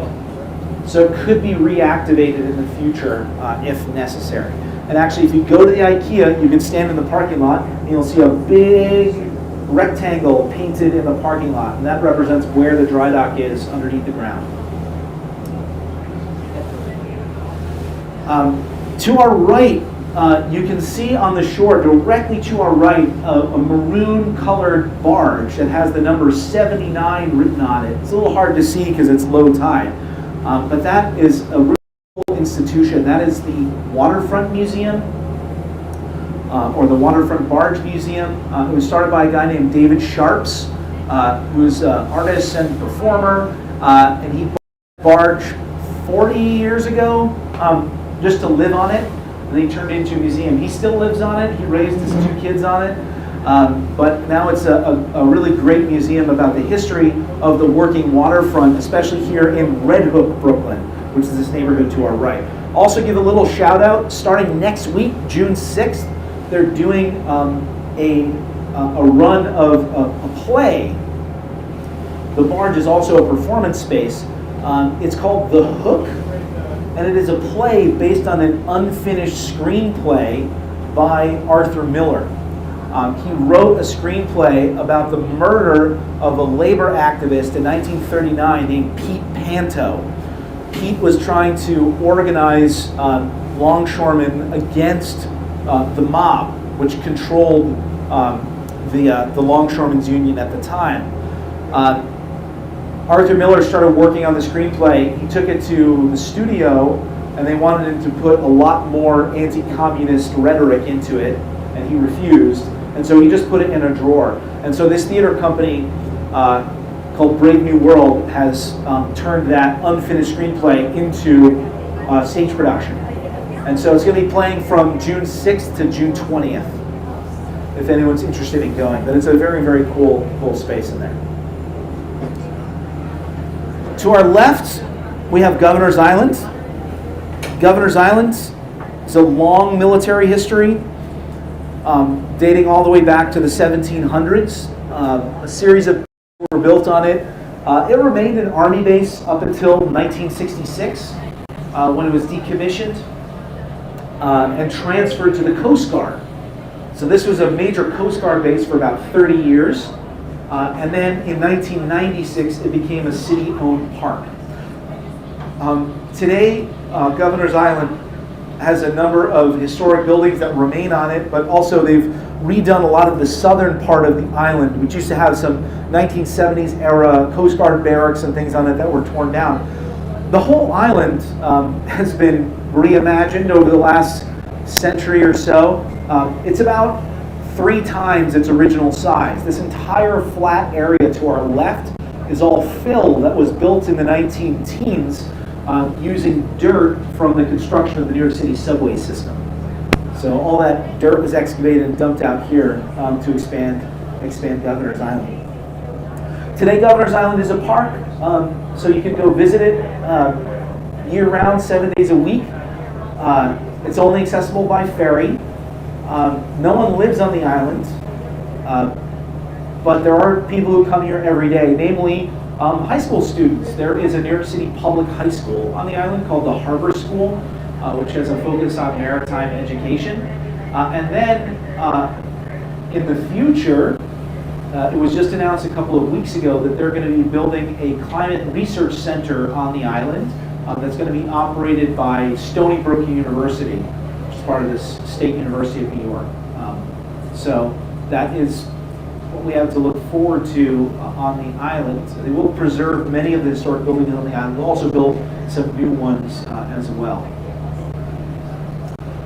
But now we're coming past the container terminal here in Brooklyn. This is the Red Hook Container Terminal to our right. It's the smallest in New York Harbor. It's also the only one that does not have any connection by rail. So all the containers that are loaded here have to then be moved by truck or by barge. And so here you can see that barge stacked up to our right. So a tugboat's going to come along and take that over to New Jersey. Will get loaded onto tractor trailers or a rail car. And then we can see these light blue piers to our right as well. These piers are operated by the Port Authority of New York and New Jersey. Interestingly, these piers are very wide. These are not that old, actually. These piers were built in the 1950s. Prior to that, there were finger piers. They were much narrower, smaller piers, more typical of the time period. But in the 1950s, the city, in an effort to compete with the growing port in New Jersey, built these new piers to accommodate larger trucks. So we were shifting over to more and more trucking at that time. It was not very successful. I mean, these piers still operate. The ones close to the Brooklyn Bridge hung on until the late 90s. But many of them, as you'll see, have now been converted into Brooklyn Bridge Park. Prior to the construction of these new piers, these finger piers were actually used a lot in World War II for ship conversion and engineering. And one of the major jobs that was done right over here, right in the shadow of the Brooklyn Bridge, was the conversion of barges for the invasion of Normandy. One thing they found is they were planning Operation Neptune. So that's the name of the seaborne part of the D-Day landings. They needed 6,000 vessels in order to move that army across the English Channel. And they did not have enough barges in Great Britain. And so they scoured the country looking for large barges that could be used for moving heavy equipment. And one place they found a lot of them was here in New York, namely those railroad barges. And so they converted them for moving tanks and other types of equipment, tractors, bulldozers, things like that. But what they did over here was they actually stacked them up. These barges were not designed to be towed across the ocean. And they felt they could not tow them one at a time. It would just take too long. So what they did was they stacked them 3 high. And they towed them across. It was known as the pick-a-back or the piggyback operation to bring them across. And they were used quite extensively in the invasion of Normandy. But we're approaching the Brooklyn Bridge. We'll be there in just a minute. We'll take a little break. We'll see if anybody has any questions, both here on the boat, but also folks online. So let me know if you have any.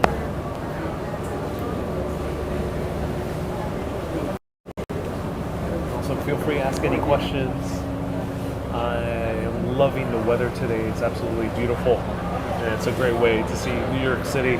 Sometimes when you're in the city, you don't really appreciate all the other aspects that grew New York City, such as trade and commerce via the water, and then also our military history with defense. The part of New York's greatness as a city is that it's one of the best naturally protected natural harbors in the entire world, and it led to New York becoming such a powerhouse throughout American history.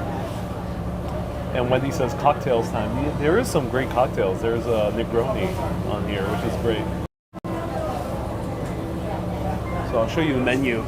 There's a menu here that you can use when coming over here.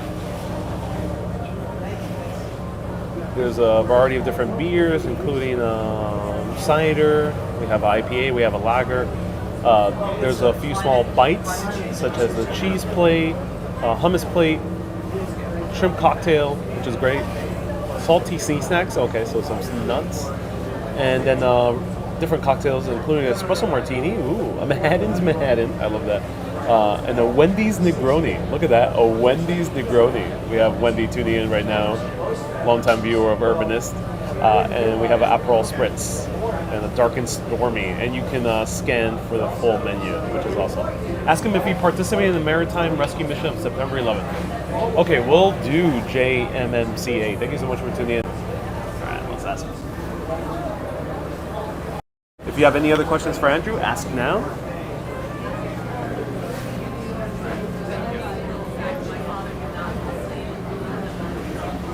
Oh, really? Oh, wow. Oh, amazing. Andrew, JM asks, did you partake in the Maritime Rescue Mission during 2001 September 11th? Okay, good question.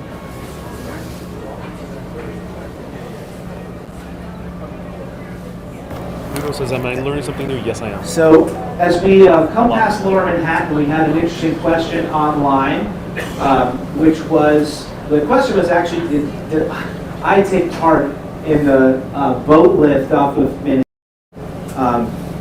in September 11th? I'm not quite enough. But it's an important piece of our harbor history that we should definitely mention, which was on September 11th, 2001. People were trapped in Lower Manhattan. They shut off all bridges, all the subways. You couldn't get out of there, and so many people had to go south. And so people wound up just in Battery Park, City, and they had no place to go. And so the Coast Guard actually put out a call. They said any capable vessels come to Lower Manhattan and just start picking up people and get them out of there. And so this ultimately became the largest lift operation in history. Well north of 500,000 people were evacuated by water out of Lower Manhattan on September 11th. And so, tour boats, tugboats, ferries, everybody showed up here, just picking people up and then taking them wherever they could take them. So people got dropped off in the Brooklyn Army Terminal, they got dropped off in Bayonne, they got dropped off in Staten Island, wherever they could drop off people, and then people had to figure out their way home after that. I was very, very lucky in 2021. I was invited to host a panel that was hosted by the Transportation Institute and the New York Council Navy League, all about the 20th anniversary of that. And so I got to know many of the people that were very intimately involved, including, we interviewed a Staten Island ferry captain, someone from port operations for New York Waterways, so they operate ferries on the Hudson River, as well as a number of both civilian and uniformed members of the Coast Guard who coordinated all of this effort. So it's definitely a piece of history that I did not participate in, but it's something that's very near and dear to my heart. I've got to know those people. So it's a very, very important and, again, unsung piece of our history. So thank you very much for that question. We're coming underneath the Brooklyn Bridge right now. Brooklyn Bridge, built in 1883. It's the longest suspension bridge in the world when it was constructed. Also very controversial when it was built. There was a lawsuit that was brought by the shipping companies to try and stop its construction because of the impact it would have on the piers on the East River. Because the Brooklyn Bridge was and is still kind of low. It's about 135 feet. And so at that time in the 1870s and 1880s, that was too low for a lot of the sailing ships of the day. And in fact, the first ship to hit the Brooklyn Bridge was the USS Minnesota, which was a sailing ship going into the Brooklyn Navy Yard. And this was in 1876. The roadway wasn't even built yet. It just hit one of the cables going under. And actually, ships hit the Brooklyn Bridge every once in a while. It's kind of a big deal, as you can imagine. Usually what hits is just a radio mast or a light pole or something like that. But whenever that happens, they got to close the bridge, they got to inspect it and everything. I think the last major bridge strike I can remember was about 9 years ago. That used to happen all the time at the Bayonne Bridge as well. That's part of the reason why they raised it. But the Brooklyn Bridge, did pose a serious barrier to commercial access to the piers, but also to the Brooklyn Navy Yard specifically. And so again, like I mentioned before, that's why they built the other shipyard over at Bayonne. And so commonplace in World War II and after was ships would come from the ocean, they would go to Bayonne, they would remove a lot of the superstructure, the masts and things like that, radio masts, radar masts. Then they would bring them to Brooklyn, do the primary work here in Brooklyn, then bring them back to Bayonne, put the pieces back on, and send them out to sea. We're coming underneath now the Manhattan Bridge, and I want to point out a really interesting building just beyond the bridge. So directly past the bridge, right, you'll see a brick building. You'll also be able to see an orange sign that says library on it. The first floor of that building is now a branch of the Brooklyn Public Library. The newest branch, the first Brooklyn Public Library branch to be open in 40 years. But that building right there used to be the home of the E.W. Bliss Company. And for about 30 years, in the early 20th century, they were the manufacturer for all the torpedoes for the U.S. Navy. They developed something called the Bliss-Levitt torpedo, which was the standard torpedo up until World War II, and they made them in that building. One thing about that building is that it has a courtyard in the middle of it. And then inside that courtyard, there's another building. And so inside that building is where they actually assembled all the explosive components, because if it blew up, the rest of the building would contain the explosion inside. Now it's an apartment building, so they don't need to worry about that. But we're coming around here on the right-hand side. You can see this large electrical substation. And just past that, we're going to be entering into the Brooklyn Navy Yard. So I wanted to set the stage because we're going to go through there quick, and there's a lot to see in there.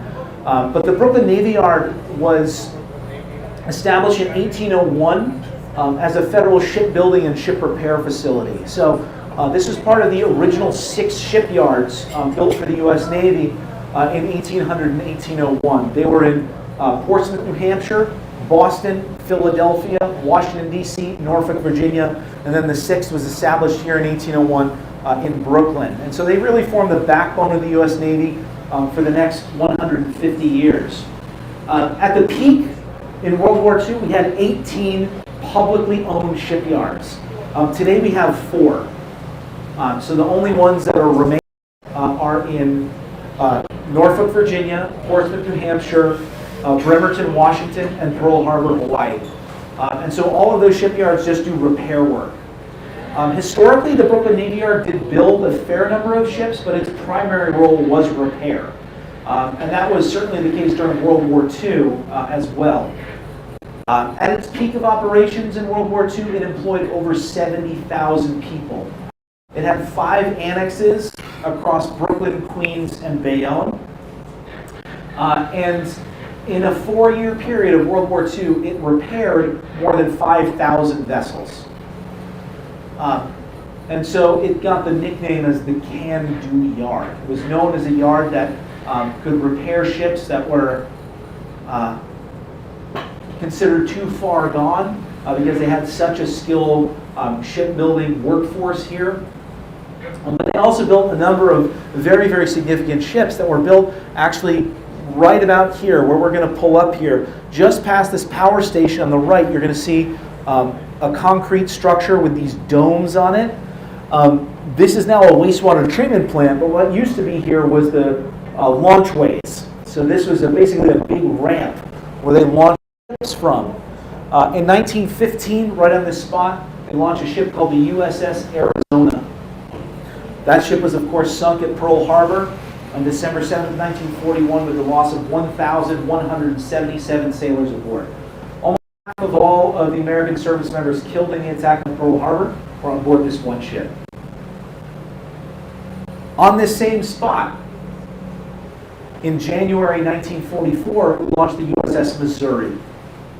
And on September 2nd, 1945, that ship becomes the site of the signing of the Instrument of Surrender in Tokyo Bay, bringing an end to World War II. So the 2 ships that really form the bookends of World War II, at least for the United States, were built right here on this spot in the Brooklyn Navy Yard. It's a piece of our history that we're very, very proud of. As I was saying before, so I work in the Brooklyn Navy Yard. My office is here, and I've run the tour programs with my team at Turnstile Tours for about 15 years. I run them. I should give credit. My wife Cindy actually started the tour programs, and we run it together. But you'll see in the Navy Yard we have a mixture of both historic structures as well as new buildings and a lot of refurbished buildings. The Navy Yard was closed in 1966. It was decommissioned and then sold to the city of New York. So today, this is a 300-acre industrial park. It's home to about 70 buildings, about 5 million square feet of space, roughly 550 businesses, and around 11,000 jobs here in the Navy Yard. So this is the largest center of industrial and manufacturing employment in New York City. You may have heard a lot about the Navy Yard, and often it gets described in the press as like a hub of technology and like high-tech startups and incubators and things like that. We have some of that, but the majority of people that work in the Navy Yard are working in manufacturing. They're making things like garments, food packaging and processing. They're making furniture, architectural metalwork, and actually our largest business at the Navy Yard is a movie and television studio. So we have a lot of skilled carpenters and electricians that are building sets and working on all those movie and television productions over at Steiner Studios. And we'll maybe get a glimpse of some of their buildings over here. But if you look to the right, you can see these ferries. So we have about 400 employees of the NYC ferry system that come to the Navy Yard every day for work. So this is this is where the ferries are docked and refueled and maintained, and they pick up their crews. So we do still have a very active waterfront here in the Navy Yard. Beyond that, you can see a white crane directly to our right, just past this broken down pier. And then if you look down and to the left of that white crane, you can see the white superstructure and the black mast of a ship. That is a Coast Guard cutter sitting in dry dock number 1. You can see the door of the dry dock. It's a light blue color, and then there's a yellow fence along the top of it. So that's the door that's holding back the water of the East River. That basin is dry right now. Dry dock 1 was built in 1851. Remember what I said before about no one's building new dry docks? So we got to use ones that are 72 years old. What's being repaired in there right now, speaking of Fleet Week, is a Coast Guard cutter. That's the U.S. Coast Guard cutter Diligence. And amazingly, when that ship was commissioned, the Navy Yard was still open. That ship was built in 1964 and it's still in active service. As they say, the Coast Guard does more with less than any other branch of the military. The Coast Guard is smaller than the NYPD. It only has about 29,000 uniformed members. But they have to patrol all of the coastal waters of the United States, many of our interior waters as well. And as I mentioned before, they even serve other corners of the globe, like in Bahrain. Directly astern of us now, you can see these other cranes, and we have 2 more dry docks. They're sort of, dry dock number 5 is hidden behind these barges, but then to the left you can see that white crane with that red box. You see the top of another ship back there in the back of the dry dock. Each of these dry docks were built during World War II, and again, they're each 1,100 feet long. So we could still fit a nuclear-powered aircraft here in these dry docks if you could fit one underneath the Brooklyn Bridge, which you can't. So that's the obstacle to the size of ships we can bring in here. Actually, we did build very large aircraft carriers at the Navy in the 50s and 60s. The USS Saratoga, the Independence, and the Constellation. Those ships actually had to be outfitted with special folding radio masts so they could fit underneath the bridges when they headed out to sea. And actually, the clearance for those ships between the top of the ship and the bottom of the bridge was just 6 feet. So that was a major contributing factor in the decision to close the Navy Yard in 1966, the obstacle of the bridges here. But if you look to the right, you can see we have all these fireboats here. So it's called Marine 6. This is the small boat unit of the FDNY. So they're putting more and more boats in the water as the weather gets warmer for search and rescue and firefighting. And then we have some other working piers here as well for gravel and cement. So again, there's a lot of activity on the waterfront in the Brooklyn Navy Yard, and one of the mandates that the nonprofit organization that runs the Navy Yard has from the city is that they have to maintain the waterfront infrastructure, because this is such a critical piece of our city's harbor infrastructure. You know, most of the ships that we repair here in the dry docks are tugboats, barges, ferries, construction cranes. They're used for the day-to-day maintenance and operation of the city. And so this is this little sequestered area of the Brooklyn waterfront that's still industrial.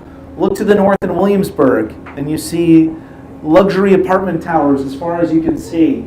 Look at downtown Brooklyn. Look at Dumbo, again, which is now one of the most expensive neighborhoods in New York City. So the Navy Yard is this little area set aside and protected because of its industrial value that's really irreplaceable. And not just for the waterfront, for many of our other historic industrial buildings as well that have been adaptively reused for modern industries. But we're back down the East River. Take a slow ride down here and head down to the Battery. But let me know if you have any questions as we go along.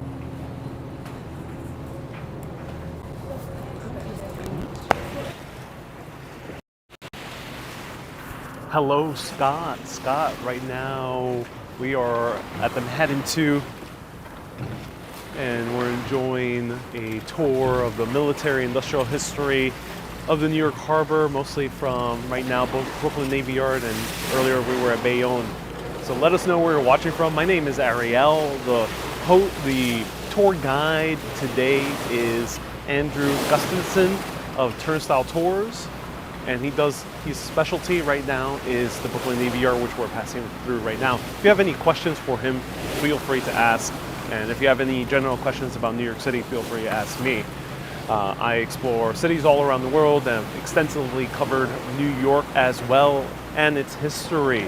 You can follow me at Urbanist Exploring Cities on YouTube and Urbanist Live on Instagram. Scott says, what's surprise? Hey, how's it going? it's doing very well. Yeah. How's the entire tour? Good. I thought I'd just say hello to everybody Yeah. out there. Do you enjoy working in the Brooklyn Navy Yard? Yeah, it's great. Yeah.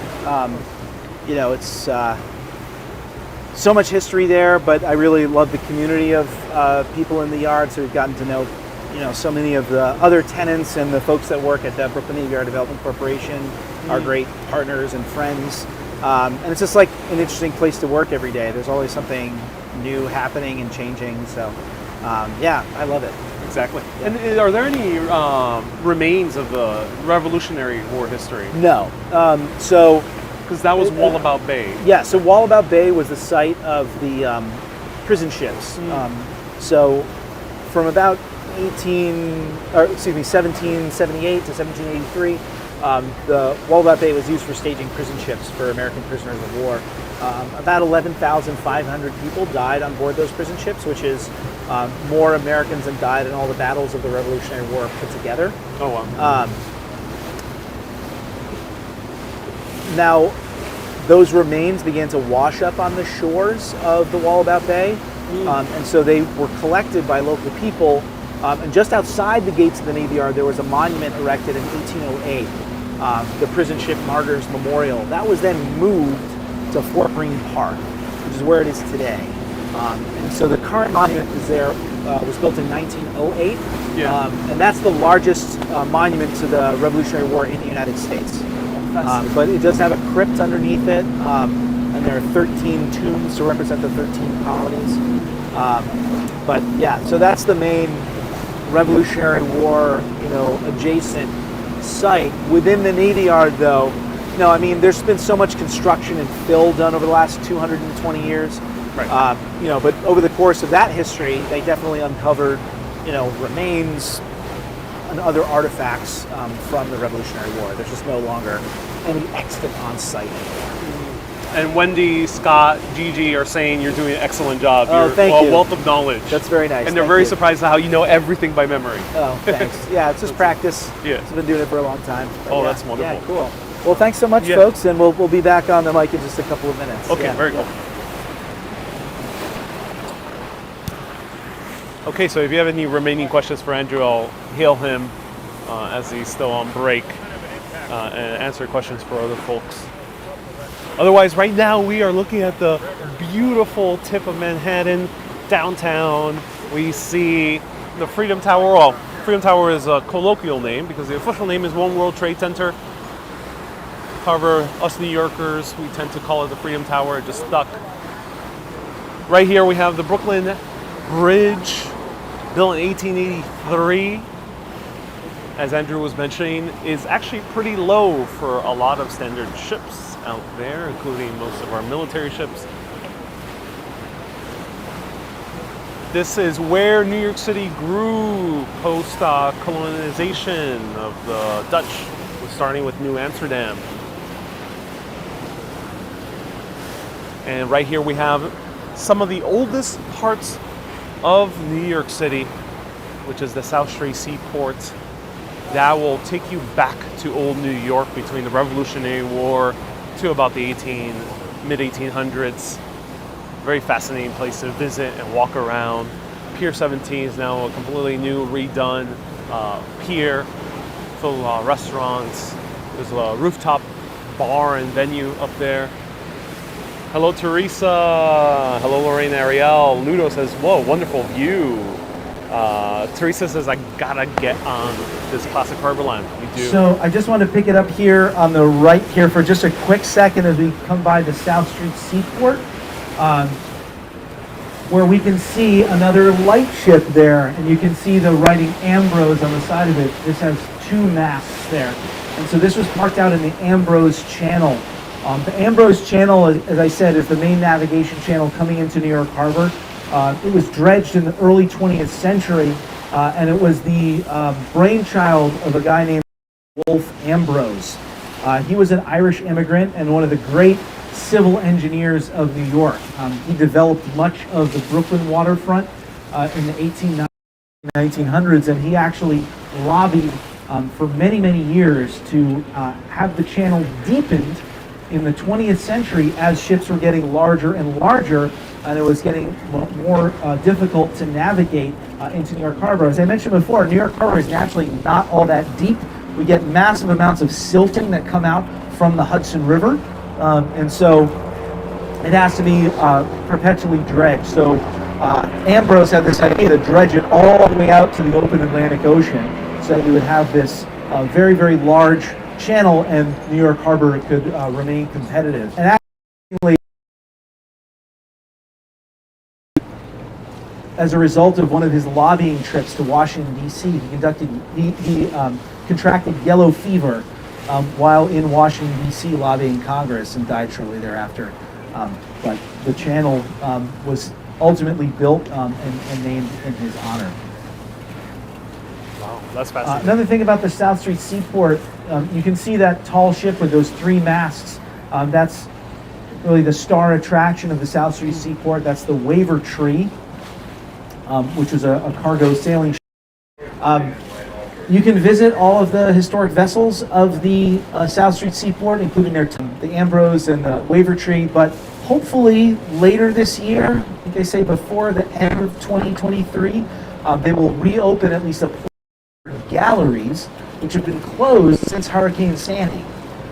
So we're all very much looking forward to that. It's a great institution to have an incredible collection about the history of the port. So I'm excited to go back to the galleries. If you want to learn more, though, they've done a lot of work over the last couple of years, especially during the pandemic, to digitize a huge proportion of their collection as well. So if you go to the South Street Seaport Museum's website, it's an incredible resource there. But we're coming back out of the East River.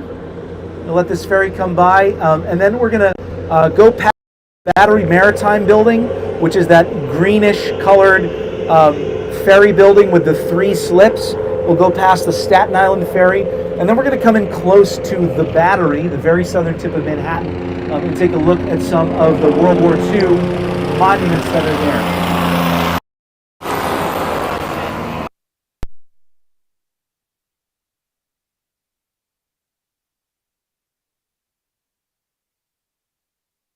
All right, sorry for the slight muteness.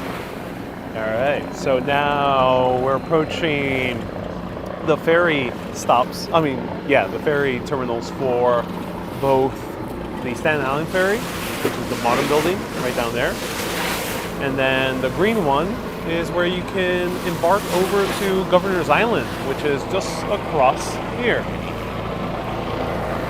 And there's also a helicopter landing over here. You might have seen this in many films and TV shows, including Succession features this a lot on HBO.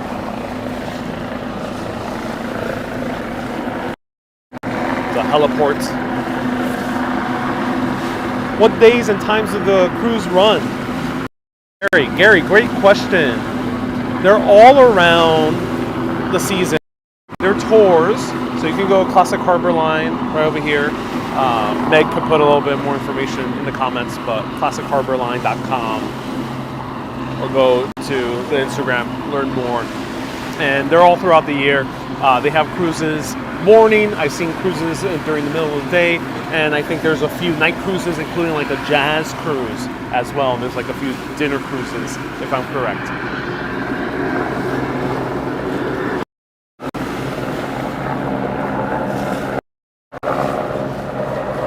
Kay says, I didn't know you could do helicopter rides from here. Yes, you can. I'm not sure if Uber still offers helicopter rides, but there's a service called Blade. You can take it to the airport. It's actually not even that expensive compared to a taxi. I'm tempted to do it maybe one day. And then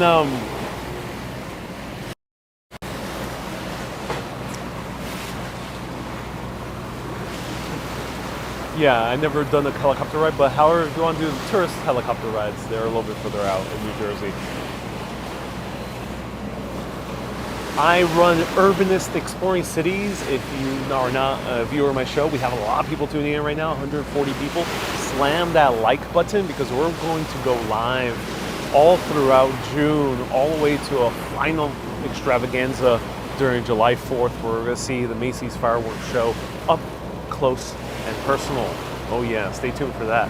But all throughout June, we're going live. There's a schedule on the website, classicharborline.com. Or you can find it on the Instagram at Classic Harbor Line. Now, we'll be going live from YouTube here.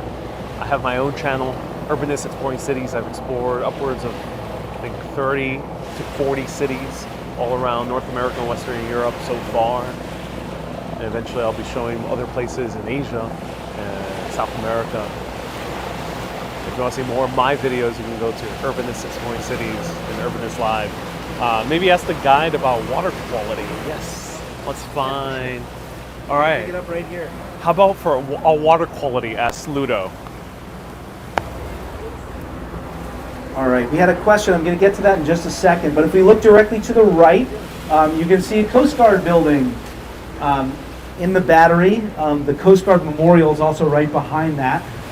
So the Coast Guard is the largest military branch here in New York. There's over 1,000 uniformed members of the Coast Guard harbor, and obviously a lot of what they do is port security, port navigation, keep, again, America's busiest port in good working order. This is a small office they have over here. Their main offices are over in Fort Wadsworth, like I mentioned, and then over at the Marine Hospital on the south shore of Staten Island. But we're going to see a couple monuments here in the battery. So you can see this spud barge here. This is the barge. They're doing some work along the bulkhead here on the southern tip of Manhattan. But next to that, and right in between that white Statue Cruises boat, you can see all of those granite slabs standing vertically. You may be able to catch a glimpse of this eagle in the center of it. This is called the East Coast Memorial.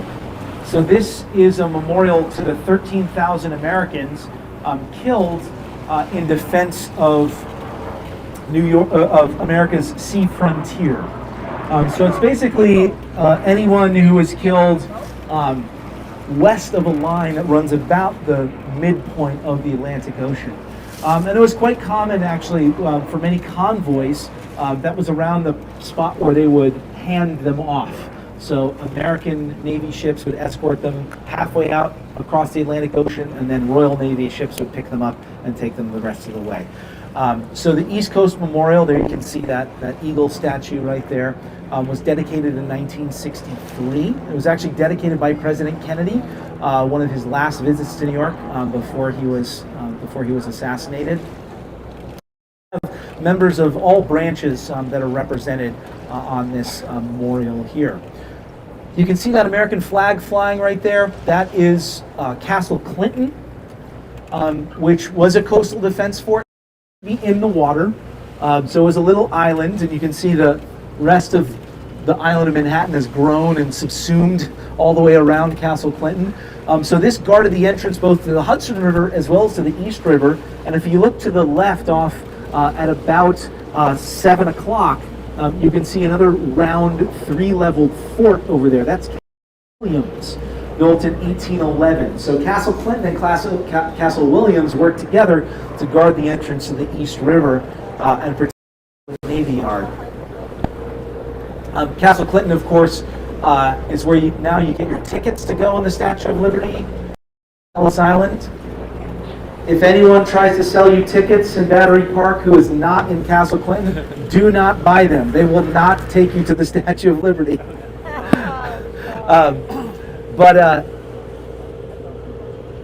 That later became Castle Garden, which was the immigration station for New York in the mid-19th century. And then it was, after Ellis Island was opened, it was turned into the New York Aquarium up until the 1940s, where Moses moved it out and moved it down to Coney Island, where the New York Aquarium is today. Speaking of the aquarium, we had a question before that was about the water quality of New York Harbor.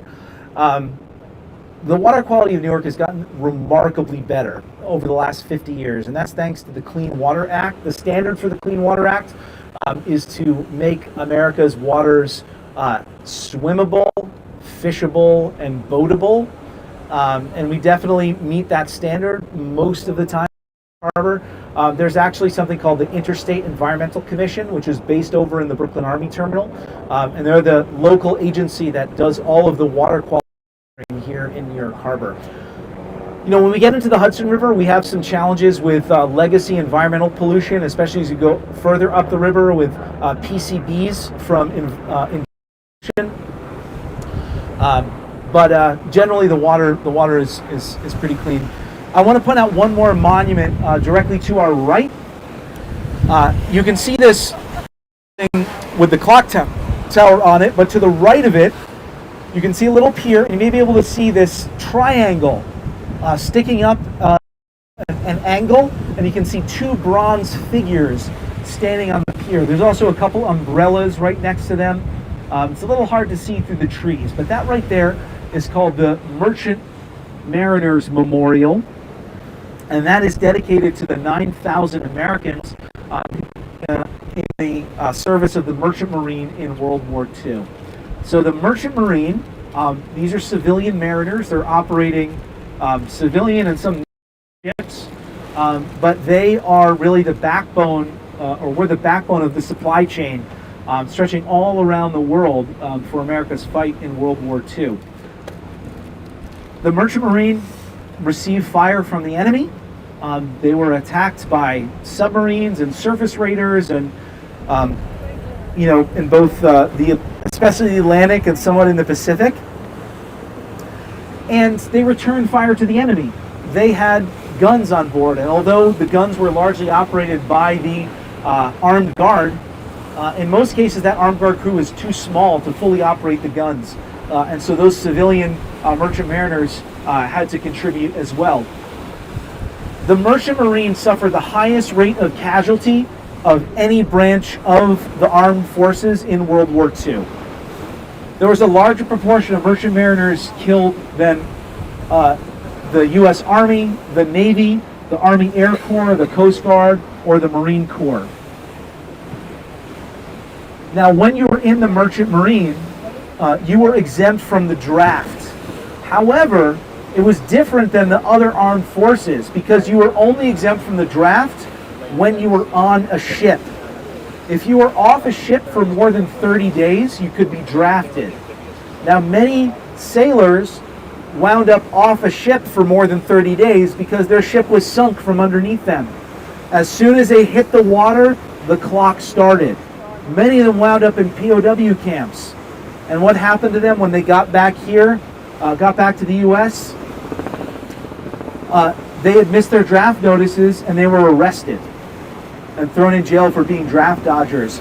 One of the most notorious and scurrilous liars about the merchant mariners was a gossip columnist and radio host named Walter Winchell, who claimed that people only joined the Merchant Marine to get out of fighting. Many people joined the Merchant Marine because they couldn't join the armed forces. They had disqualifying injuries or illnesses, but they wanted contribution in other ways, and so they joined the Merchant Marine. So they're really the unsung heroes of World War II. again, they are combat veterans. They were in combat zones. They were not considered veterans of World War II until 1987, and they still have not received the full measure of their benefits for their contribution to the war. So we're very lucky that we have this beautiful statue here, but for the few merchant mariners that are still alive today, we still owe them a debt of gratitude. About the merchant mariners, well, two things. First was about that statue.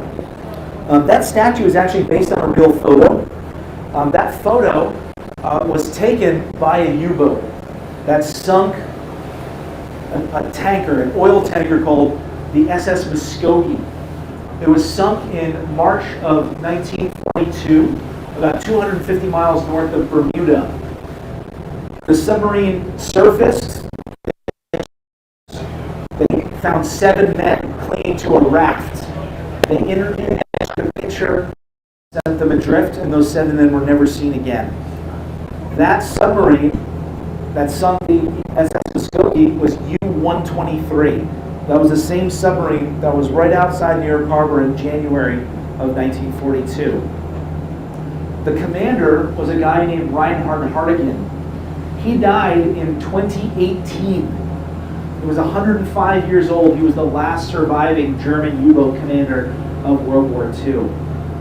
But how that picture that his crew took became this monument is a crazy story. It was brought back to Germany. It was published in a German newspaper. And then there was another American merchant mariner named George Duffy. He was on a ship in the South Atlantic that was sunk by a German commerce raider, actually, a surface ship. He was picked up, and while he was on that ship, he saw this newspaper just on board, and he saw a picture. It didn't say the name of the ship or who the people were, but he saw American merchant sailors. He ripped that page out, put it in his pocket. He was then transferred to a Japanese ship and Japanese POW camp in Sumatra, where he spent the rest of the war. 40 years later, the artist Marisol Escobar gets the commission to make this monument, and she's interviewing merchant mariners. And she meets George Duffy in Detroit, and he pulls out this 40-year-old newspaper clipping he's kept this whole time and showed it to her, and that became the basis for the monument. There were 7 men that were in that photo. 4 of them have been identified. 3 of them have not and probably never will be. Now they're just no one left alive who knew them when they were alive. That is a mystery that will remain. I should also mention another monument in the battery that we didn't see. We can't see it from the water, but there's also a monument to the Norwegian merchant marine.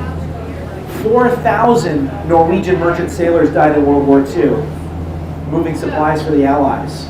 So that's less than half the number of Americans that were killed. Let's keep in mind that Norway at the time was a country of about 3 million people versus a country of about 100 million people in World War II in the United States. So Norway made an enormous contribution to the war effort. And the reason why they were able to do that, when Norway was invaded by Germany, the Norwegian government sent out a message all around the world to all their ships saying, stay away from Norway. Go find a neutral port and dock there. And then here in New York, the Norwegian government organized a new steamship company and turned all those ships over to the Allies for moving supplies. So it's questionable whether we would have been able to do something like the D-Day invasion or even win World War II without the contribution of the Norwegian merchant marine. And more than half of it was sunk during World War II. But we are approaching the end of our tour here. So I just wanted to see if we had any other questions. We had so many great questions as we went along. But anything else? Yeah, right over here.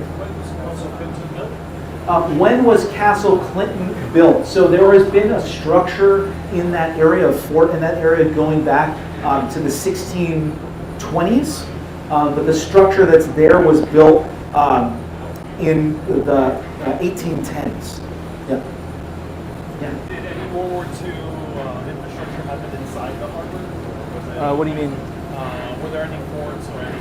Oh, yeah. So the question was about like coastal defense forts inside the harbor. in World War II. Again, by the time of World War II, these forts inside the harbor were really obsolete, but we did build large coastal defense batteries at Fort Hancock in Sandy Hook and at Fort Tilden in the Rockaways.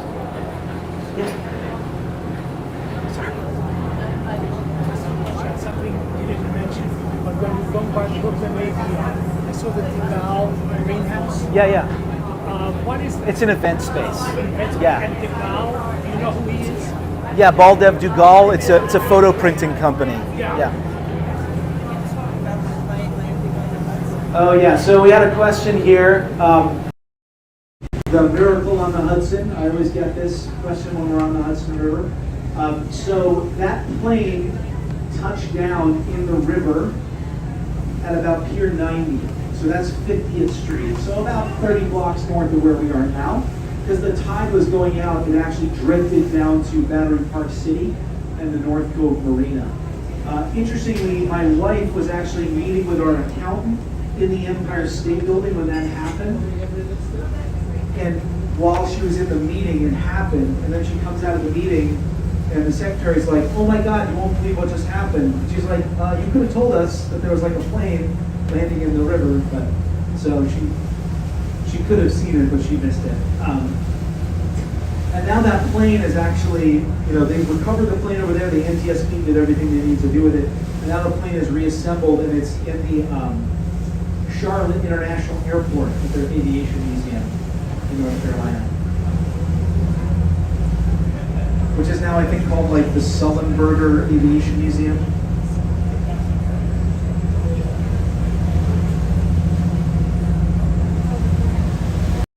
Well, if there are any other questions, I just wanted to mention a couple of things before we wrap up. First is about Fleet Week. So today is the last day of Fleet Week. If you do want to visit any of the ships, they will be open until 5 o'clock today. So you can make your way up to the entrance. Is at Pier 88, which is at 48th Street. What street appears at, just subtract 40 from the pier. So Pier 88, you can go. All you need to bring with you is a photo ID. And you can go on board the Wasp and the HMS Scott. And then at Pier 90, the Italian and Canadian ships are parked there as well. And if you want to make your way down to Staten Island, they'll be open until 5 o'clock today. I just wanted to say a little thing about Fleet Week. This is my favorite time of year. I think it's a really important event we have in New York City. It's not nearly as big as it used to be. We used to have aircraft carriers come into town with 5,000 sailors on board. So it's quite a bit scaled down from what it was. But I think it's such an important event because this was created as a way to bridge the military-civilian divide. And I think that's an important thing. Even if you're not a big fan of the military, even if it's not something you're interested in, we all contribute to it in various ways. And we have hundreds of thousands of young men and women who are putting their lives on the line in service of their country. But increasingly, fewer and fewer Americans serve in the military. They come from a narrower and narrower segment of society, and fewer Americans even know someone who's in the military. So I think this is a great time when we get a chance to not just see these ships and all this hardware and things, but actually get a chance to meet the young men and women, show them a good time here in New York City. It's a really special time for them to come. Most of them are not from here. And I think it shows our city's hospitality, but it's also a great way to connect with these young people. So I just want to thank you all so much for coming out today, and I hope you enjoy the remaining Fleet Week festivities here on Memorial Day. And of course, we can't wrap up this tour without giving thanks to the people over the last couple hundred years who have given their lives in defense of this country on Memorial Day. Just to remember, Memorial Day, this we celebrate the people who lost their lives.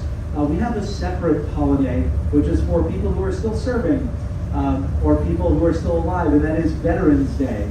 Interestingly, we're the only country in the world that celebrates November 11th for living people. Everywhere else in the world, it's Armistice Day, Remembrance Day, at least in the English and French-speaking world.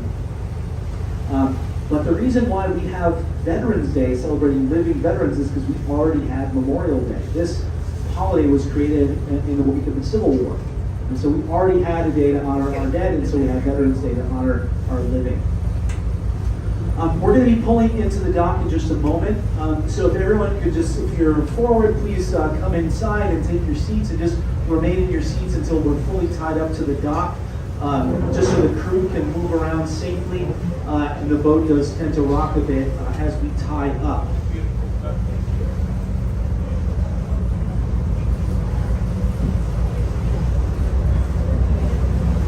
So we'll be tied up in just a minute, and I want to mention a few quick housekeeping things before we go. First of all, we have these maps on the table. These are from our architecture tours. This was not an architecture tour, but I also give tours for the American Institute of Architects, New York, in partnership with Classic Harbor Line. So if you'd like more information about that, please just leave the laminated maps on the table, but we have paper ones that we're happy to pass out that have more information on other tours. Also, if you want to go on a boat tour and not listen to someone talk for 2.5 hours, you can do that. So Classic Harbor Line has all sorts of wonderful cruises, brunch cruises, jazz cruises, and of course you can go out on their incredible sailboats as well, such as the America 2.0, which just arrived back in New York from Key West earlier this week. And one thing that's so wonderful about Classic Harbor Line is that almost all of these boats are not just owned by Classic Harbor Line, they're designed and built by them as well. So this boat here, the Manhattan II, was made up at the Scrano Boatyard in Albany. So these are New York designed and New York built boats. Look very much like a 1920 style motor yacht. And we can actually see a real one from the 1920s that we're pulling next to us right here. This is called a Mathis Trumpy yacht here from the 1920s called the Freedom. But this has much more modern amenities and a lot more windows for seeing the scenery. So please come out again and join us on a cruise with Classic Harbor Line. I gave some of you my information, but if you'd like to see some of the sites we talked about today on land, we do tours of the Brooklyn Navy Yard every weekend and of the Brooklyn Army Terminal a couple times a month. So you can visit us at turnstiles.com to find out more, and I'm happy to share my information about that as well. So, the boats of Classic Harbor Line are beautiful, but what makes this company and this experience special is the people. So before we disembark, I just want to give a big round of applause to our crew, to Sean, Ramon, Gilbert, and Captain Albert.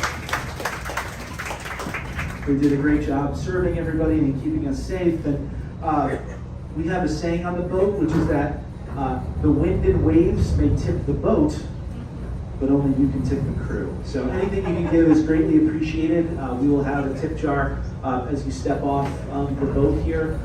And we're sharing that as a crew. So thank you so much, everybody. We'll be tied up in just a moment, so just keep your seats and let me know if you have any questions. But thank you so much and enjoy this beautiful Memorial Day.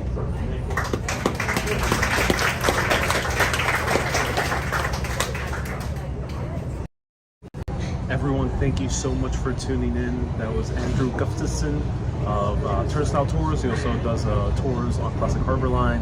I hope you enjoyed it. If you want to see the replay, it'll be available here, the full thing, 2 hours and 30 minutes on YouTube, which is amazing. And then you can catch the rest of the tours that are going to happen all throughout June and also all the way till July 4th. I'm Marielle. This is, I run the show Urbanist Exploring Cities. This is Classic Harbor Line. I hope everyone enjoyed it. And if you have any more further questions, you can go down to the comments below and we'll do our best to answer them in the comments afterwards. Everyone, thank you so much for tuning in. Keep being awesome and always keep on exploring. Stay curious, my friends. Have a great day. I always do a wave goodbye if you want to join me, Andrew. Everyone, bye-bye.